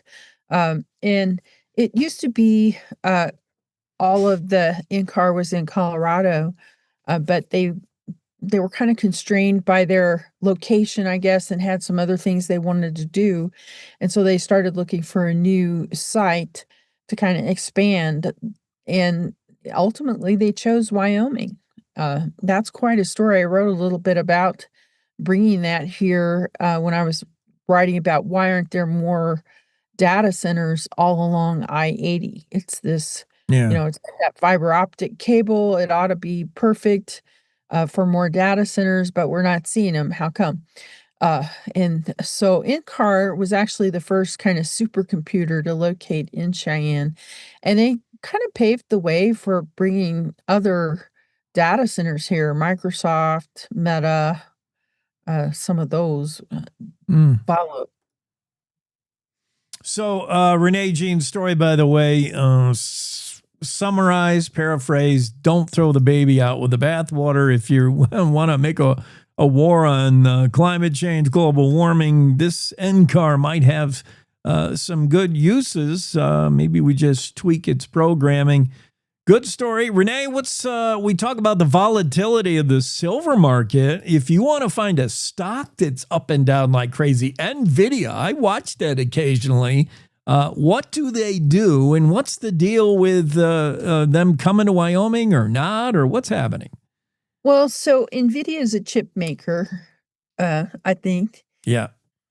Primarily. They do a lot of other things too. NVIDIA is not coming to Kimmer, not quite like it was presented on the Facebook ads. They did make an investment through their subsidiary in Ventures. They made a $650 million investment in that nuclear plant in Kimmer. But that doesn't necessarily mean the company is building anything there or coming to Kimmer, I don't think. And I looked at NVIDIA's website, and I did reach out to them. I didn't get a response, but I didn't see anything at their website that suggested they're building a data center or anything like that in Kimmer. It's not impossible. I'm not saying it's impossible, but I just think that was part of that guy's investment pitch. You know, he's just trying to get eyeballs, basically. Yeah, and maybe some of us were guilty of putting the cart in front of the horse. We saw Terra Power, Kimmer, and NVIDIA. Next thing you know, NVIDIA's coming to Kimmer. Oops. That's why we need accurate, trustworthy reporting from Cowboy State Daily. Renee Jean, how was Christmas? It was good. Yeah? All right. New Year's plans? Oh, quietness. Be in bed by 8 like me? Yeah, I'm the only ball dropping is my head onto pillow about 8:30. Probably. Thanks, right. Renee. Cowboy State Daily Show. That's Renee Jean. Her story's on silver. Is it a good time to buy or sell or both? Record prices have Wyoming silver owners on alert as global demand surges. Everybody wants your silver. President Trump doesn't want the NCAR supercomputer. He says it just computes a bunch of nonsense about this whole global warming stuff, but it's had useful features in the past. NCAR has been successful in doing other weather-related thinking tasks. It might be a useful computer. Don't pull the plug on it just yet. Renee Jean's story on that. And NVIDIA rumors it's coming to Kimmer. It's kind of got convoluted a little bit. Cowboy State Daily Show continues. We got to take a break. Brad Wolf will be here soon. I also want to pick up a few other threads of news we've been following today on this Tuesday. Welcome to The Jake Show on Cowboy State Daily, Wyoming's daily dose of raw, unfiltered, and occasionally uncomfortable truth. I don't do talking points. I do reality. No spin, no fluff, just Jake. Local issues, national nonsense, and zero BS. It's truth, sarcasm, and grit, shaken, not stirred. I just call it like I see it, and I see a lot of Let's just say I see a lot. From the capital to the county fair, if it matters to Wyoming, Jake's got something to say, and he's not asking permission. The West was built by people who weren't afraid to speak up. I'm just keeping the tradition alive. The Jake Show. Weekdays on CowboyStateDaily.com and wherever you get your dose of reality. Not for the easily rattled. Perfect for everyone else. This is the Cowboy State Daily Radio Network. Nestled between Casper Mountain and the North Platte River, you'll find the heart of Wyoming, with a bustling downtown centered around our outdoor haven. Casper is for adventurers, freedom seekers, and rule breakers who find beauty off the beaten path. So untouchable history, a vibrant community, and uninterrupted outdoor recreation define your travel itinerary. Allow us to welcome you to the one and only Casper, Wyoming. Plan your trip at visitcasper.com. Oh, right. Look at you taking the stairs. Who are you? We're your lungs. We are proud of you for quitting smoking, but you still may be at risk for lung cancer. A routine cancer scan can detect it early when it's more curable. Good to know. Well, I gotta go somewhere. So do we. So do we. Listen to your lungs. Get a routine screening that could save your life. Talk to your doctor and learn more at savedbythescan.org. I think I finally found. Hey, how you doing? Hey, Mason. Hey, Mason. Got a new house. It's looking pretty cool so far. A place that I call home. I'm teaching Louise how to cook some lasagna. It only takes a spark to make a fire start.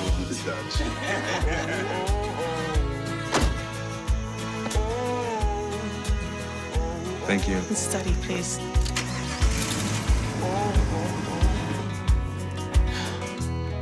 I think I finally found a place to make my own.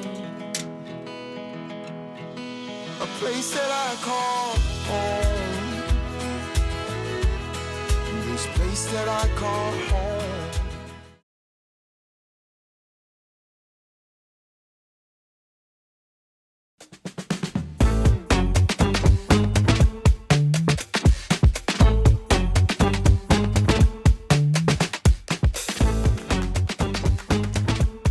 Cowboy State Daily Show with Jake. As we alluded to earlier in the show, breaking news yesterday that Wyoming Cowboy quarterback number 12, Caden Anderson, announced he was departing Laramie with 2 years of eligibility remaining.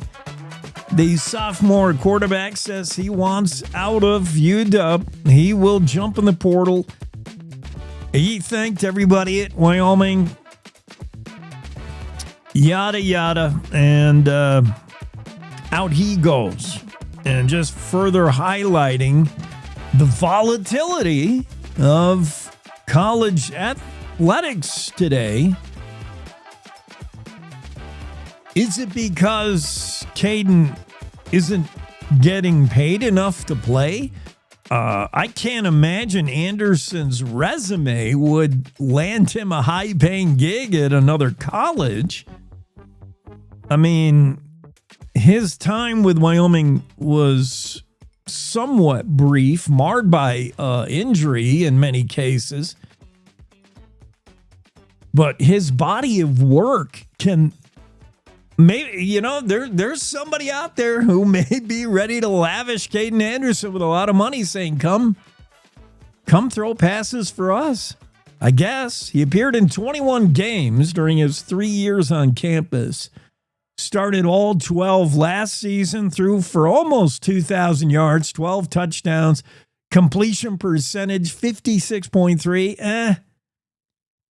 10 interceptions to 12 touchdowns, and that was kind of the thing on number 12. The turnovers just plagued his short career, his short time here in Wyoming. Too many interceptions. Playing for a team that, let's face it, doesn't exactly open up the offense. I mean, they run a bunch. Wyoming's really never been a throwing team, even with Josh Allen. It's just not what we do. 3 fumbles, 10 interceptions, 13 turnovers from one guy. And he wants out. Maybe a change of scenery, change of landscape will help him, but I can't imagine it's due to a demand elsewhere. I think it's more of a grass might be greener over here. But is anybody waving money at him?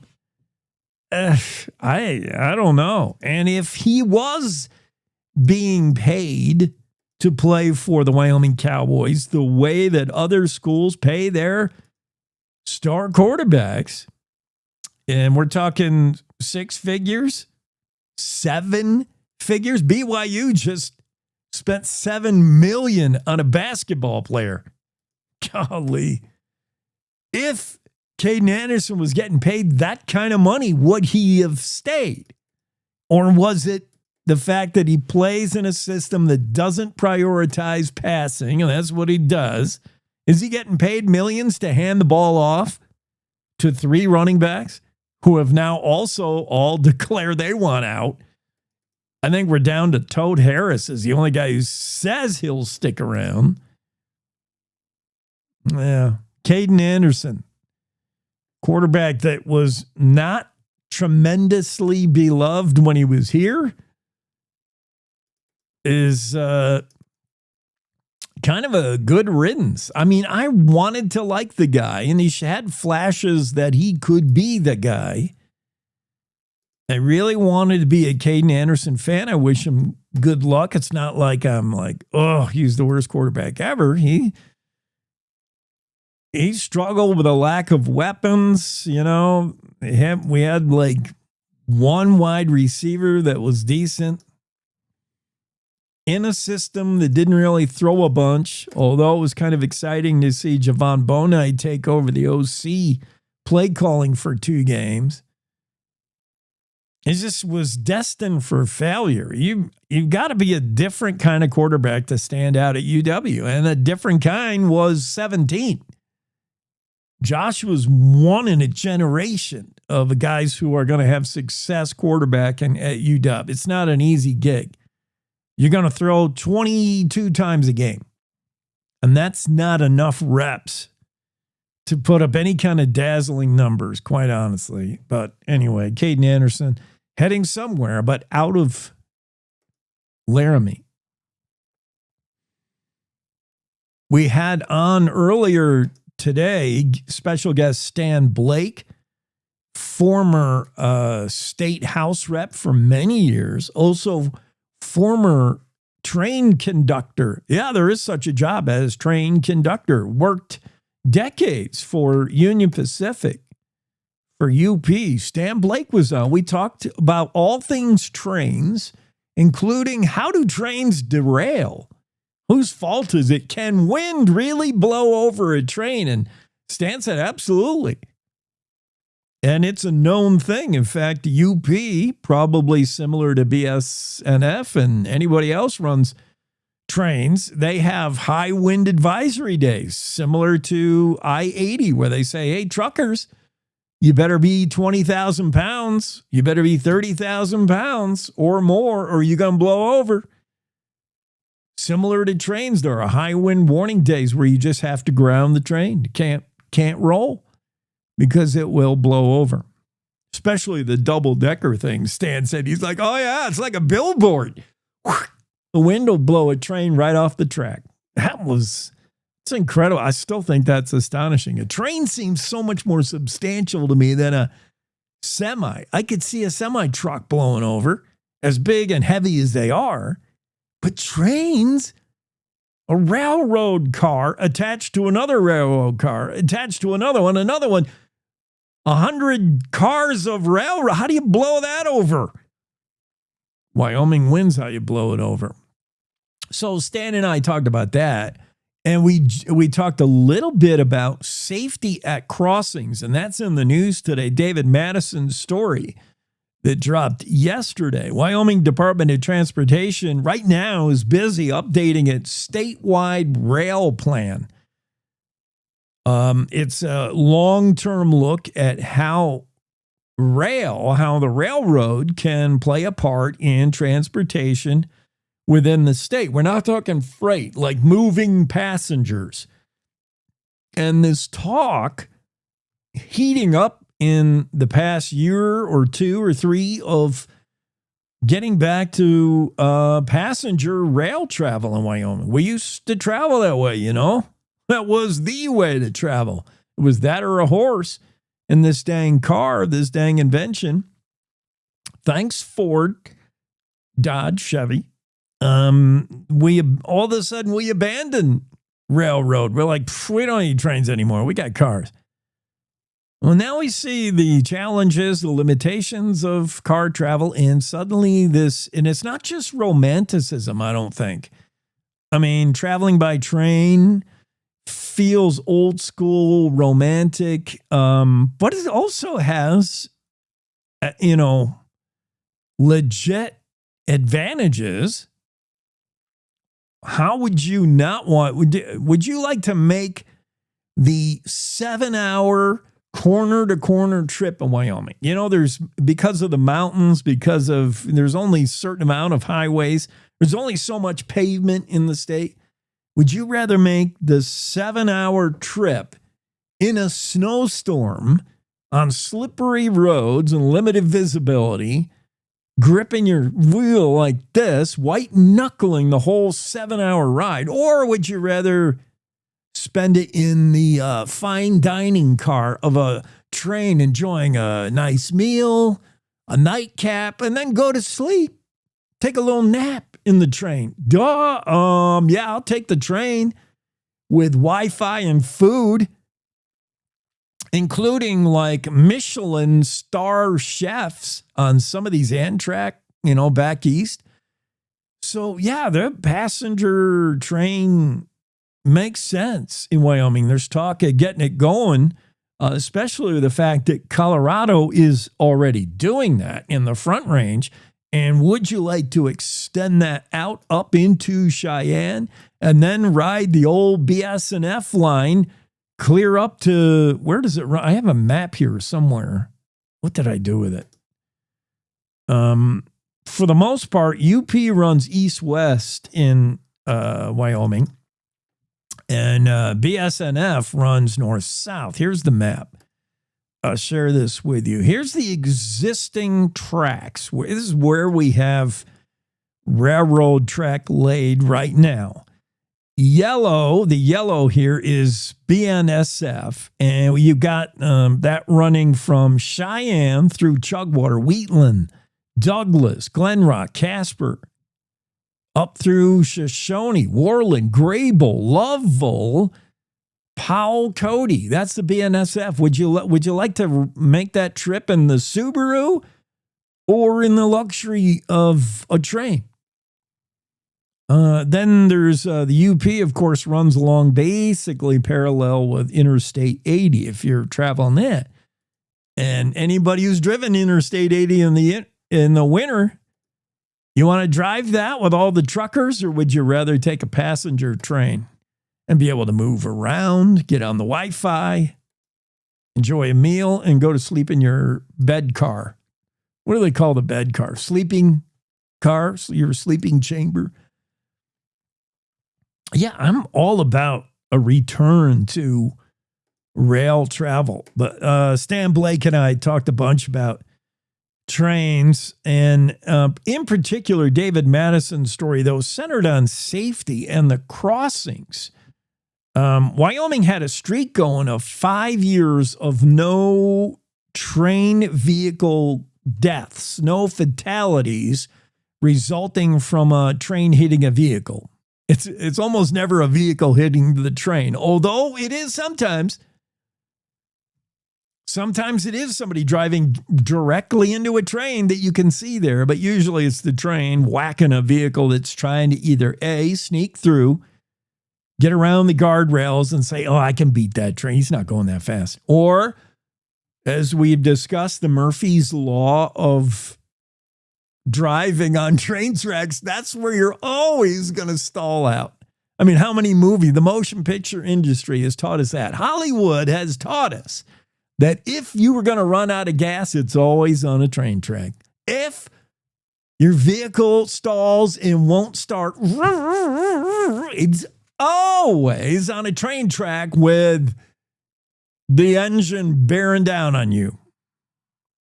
Every time. It's Murphy's Law of train travel.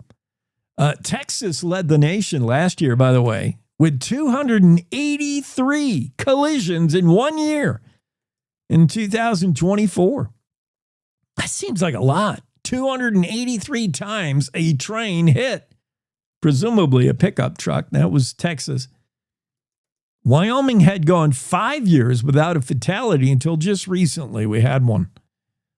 So are crossings safe enough? I asked Stan, can more be done to make crossings safer? He said, yeah, absolutely. Surprisingly, strikingly, David Madison says in this article, about 63% of vehicle crashes And 75% of the fatalities at railroad crossings in 2024 happened at crossings already equipped with active warning devices, signal lights, bells, automatic gates. So these didn't happen in some remote section where you cross the railroad and you hardly even know it. These were places where, like, yeah, there was flashing, ding, ding, ding, ding, train coming.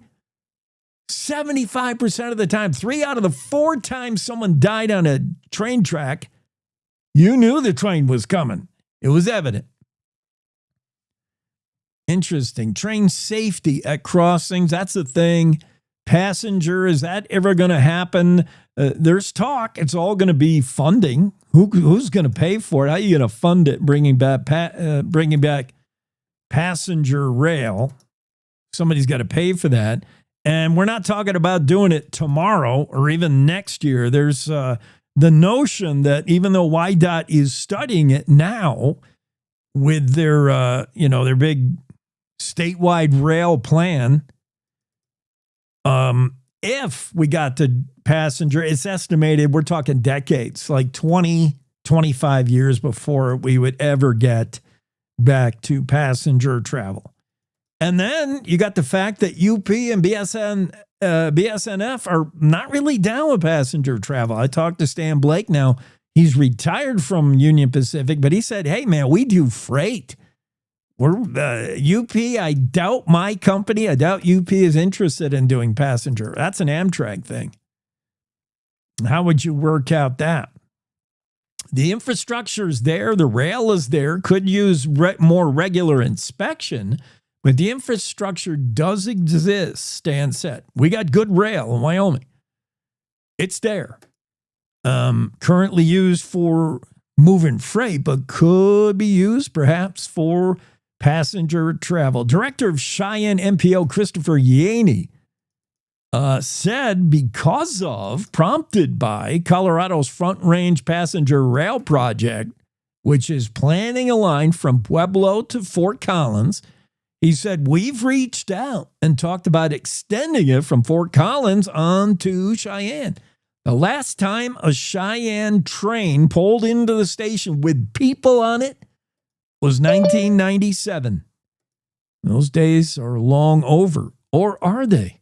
Brad Wolf will be on next. We're going to talk about car buying.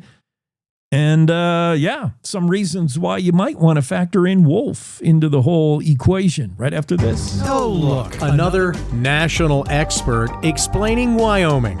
Bless their hearts. Look, don't rely on national experts. We do it all ourselves at Cowboy State Daily Radio. Real news for real Wyomingites who actually live here. We tell it like it is, with headlines that hit harder than a spring blizzard and commentary that cuts through all the bull. Cowboy State Daily Radio. It's Wyoming news. No filter, no fluff, no kidding.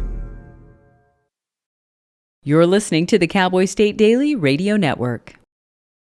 Wyoming is a place of unlimited potential, a place that inspires us to dream. Since 2014, Wyo Lotto has given back over $180 million to our great state through transfers, winnings, commissions, and more. Dollars that have gone directly into your cities, towns, and counties. Dollars that have changed lives and set dreams in motion. Thank you, Wyoming, for a legendary 10 years. We can't wait to dream up what's next.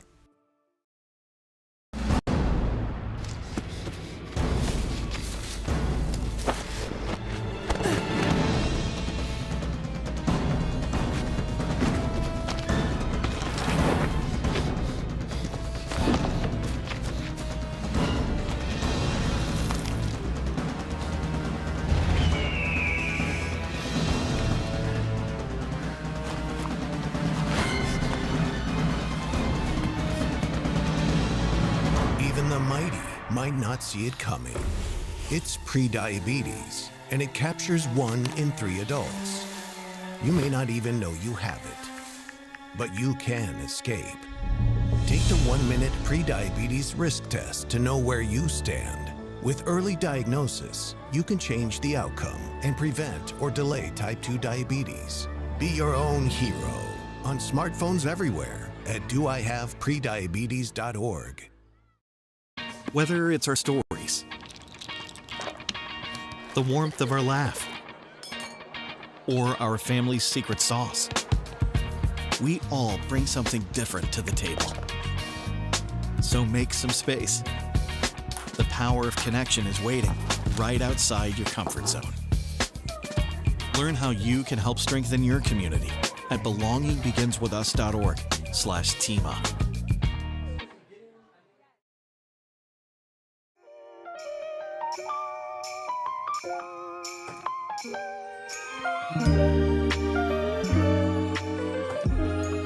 Cowboy State Daily Show with Jake Brad Wolf joins us. He is the owner of Wolf Auto Group. And before I give you any personal testimony or snow job about why Wolf is the greatest place to buy your new or pre-owned vehicle, I'll let Google do the talking. Never mind what I say. Watch what Google says. I'm a big time researcher, shopper with Google reviews. It means a lot to me. I want to know what else people are saying about a product or a business. 4.8 Google star rating. 5 is the highest you go. And we're talking about an automobile dealership that, for the most part, similar to restaurants, people don't go back and review good stuff. They usually go back to throw shade, like, oh, the meatloaf was cold. That car broke down as soon as I got off the lot. Rarely do people go back and say,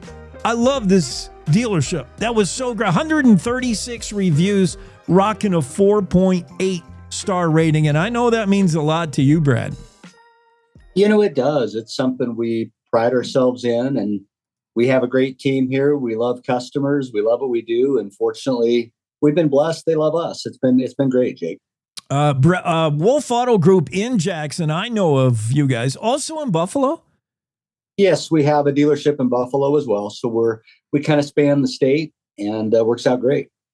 So here's the thing. What most people do when they're shopping for new or pre-owned, and I do want to talk about where we are with like tariffs and the fact that your used vehicle is probably worth more than ever before, and what you should maybe be looking for when you're shopping.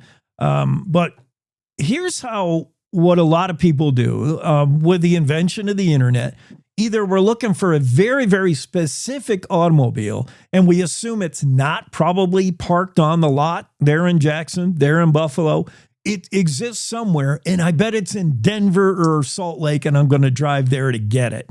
Hang on to that notion. Hold on. Pump the brakes, literally, on that notion.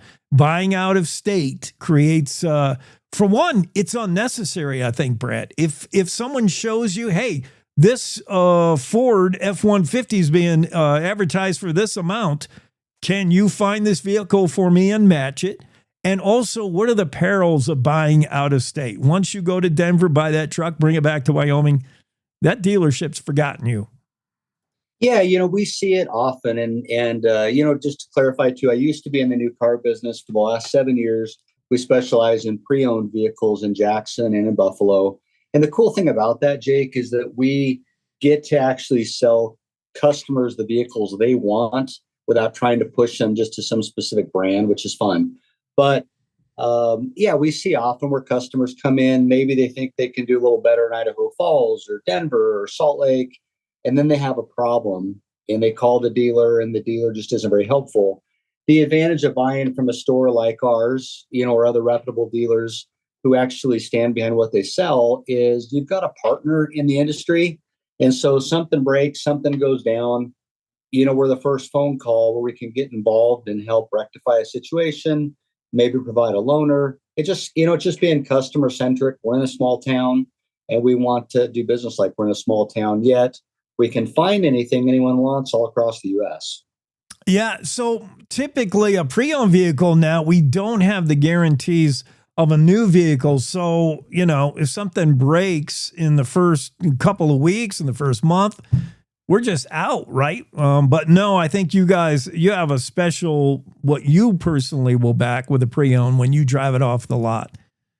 We do at minimum, even if a vehicle we sell has 500,000 miles, which we don't carry a lot of those. Yeah. But if it did, we still will guarantee at least the powertrain for 3 months, 5,000 miles. A lot of the vehicles we sell are also like new. They have factory warranty behind them. And we just have a lot of different warranty options on every vehicle we do sell. So. How often do you have people come either in Jackson or Buffalo and work with a salesperson and say, and the buyer has really a vague idea what they want. They really don't know. They're waiting to be wowed. They're waiting to see. And maybe the first question you ask is how are you going to use it? How does this fit into your lifestyle? Are you a commuter? Are you driving a long way to work every day? Is this a work truck? Are you going to pull trailer? Like, you're going to start from square one. What do you want? How does it fit your life? Exactly. To me, if you actually find out what the real needs of a customer are, and we ask enough questions, we can probably fill that need. And that way, 6 months from now, 2 years from now, they're jacked about their purchase instead of being pushed in a direction they don't really want to go. I know when I went and applied for my first mortgage, I didn't know about the mortgage industry, and I had to go to a professional that would kind of help lead me and guide me. Well, we do this 6 days a week. My shortest tenured salesperson's been with me for 8 years. One guy's been here 12, another guy's been here 18. I've been at this for 24 years. And so, our whole goal is to help find the right thing for the right person, because lots of times people just have general ideas and sometimes they're real specific. But we just want to ask the right questions to help make sure that the experience is actually what they need and not what is best for us. We're talking to Brad Wolf, owner of Wolf Auto Group. They're in Jackson. They're in Buffalo. Okay, let's put you to the test, Brad. A couple of scenarios. You can be specific or in general, but I'm looking for a real I'm looking for a real grunt truck. I got to have pulling power. I'm not going to drive this thing every day, maybe once every 3 days, and I got to pull a trailer almost every time. It's going to be hooked to something. What do you got? Real simple. I'd have about 10 options to show you, but if you want, depending upon your budget, there's a 2012 Dodge Cummins diesel. It's definitely going to do the job. I think I've got that truck on sale for like 21 grand. I've got a 2017 Ford F-350 crew cab diesel.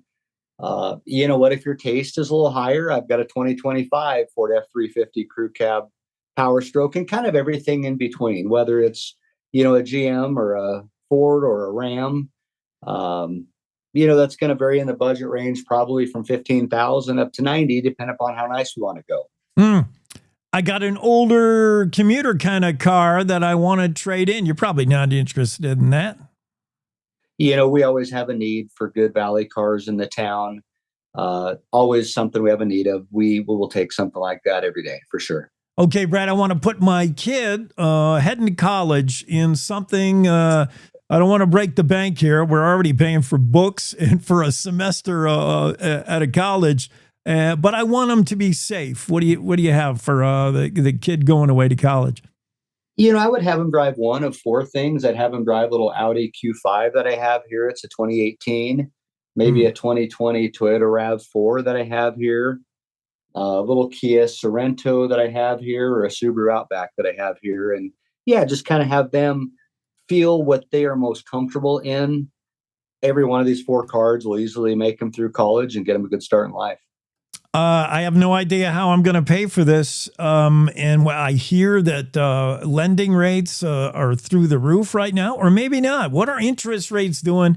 How are you going to get me in this vehicle? I need help paying for it. One of my lenders actually has some specials right now where rates are even starting at 4.9%. The great news about us is we do work with 18 different lenders. My finance manager has been doing this for 18 years. And so he can help line you up with the right bank, the right term, the right scenario to make sure the payments are affordable for you. I can't stress enough that buying a vehicle today at least at Wolf is not the stereotype, beating each other up. In fact, listen to the reviews. Wolf got me into an incredibly nice truck. We didn't have to beat each other up over the little things. It's a huge refresher compared to other dealerships. Quick, honest, caring. Thanks, Brad. Thanks, Brian. That's a review off Google. How about this one? I've purchased many cars in my lifetime. I was a little hesitant. Wolf's was the best experience ever. Find out why. 4.8 star rating on Google. That doesn't lie. Unless you guys have found a way to erase the 2-star ratings. You know what? If you didn't have any bad reviews, you probably wouldn't be doing any business. And so, like you said, there are always things, that can arise. But, when something does, we're quick to rectify a situation and figure out, what we can do to help.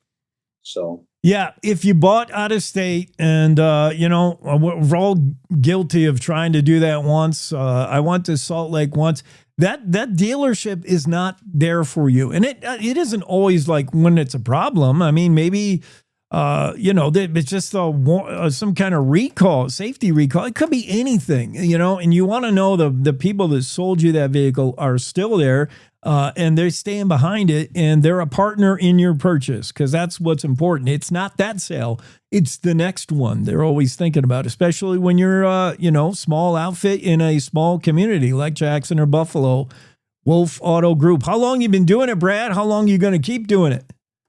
It's my 23rd year doing this. Fortunately, we love what we do. And I actually feel like I get to come and hang out with high school friends every day. It still feels fresh and new. And so I want to keep doing this a long time. Very cool. What are you doing for New Year's?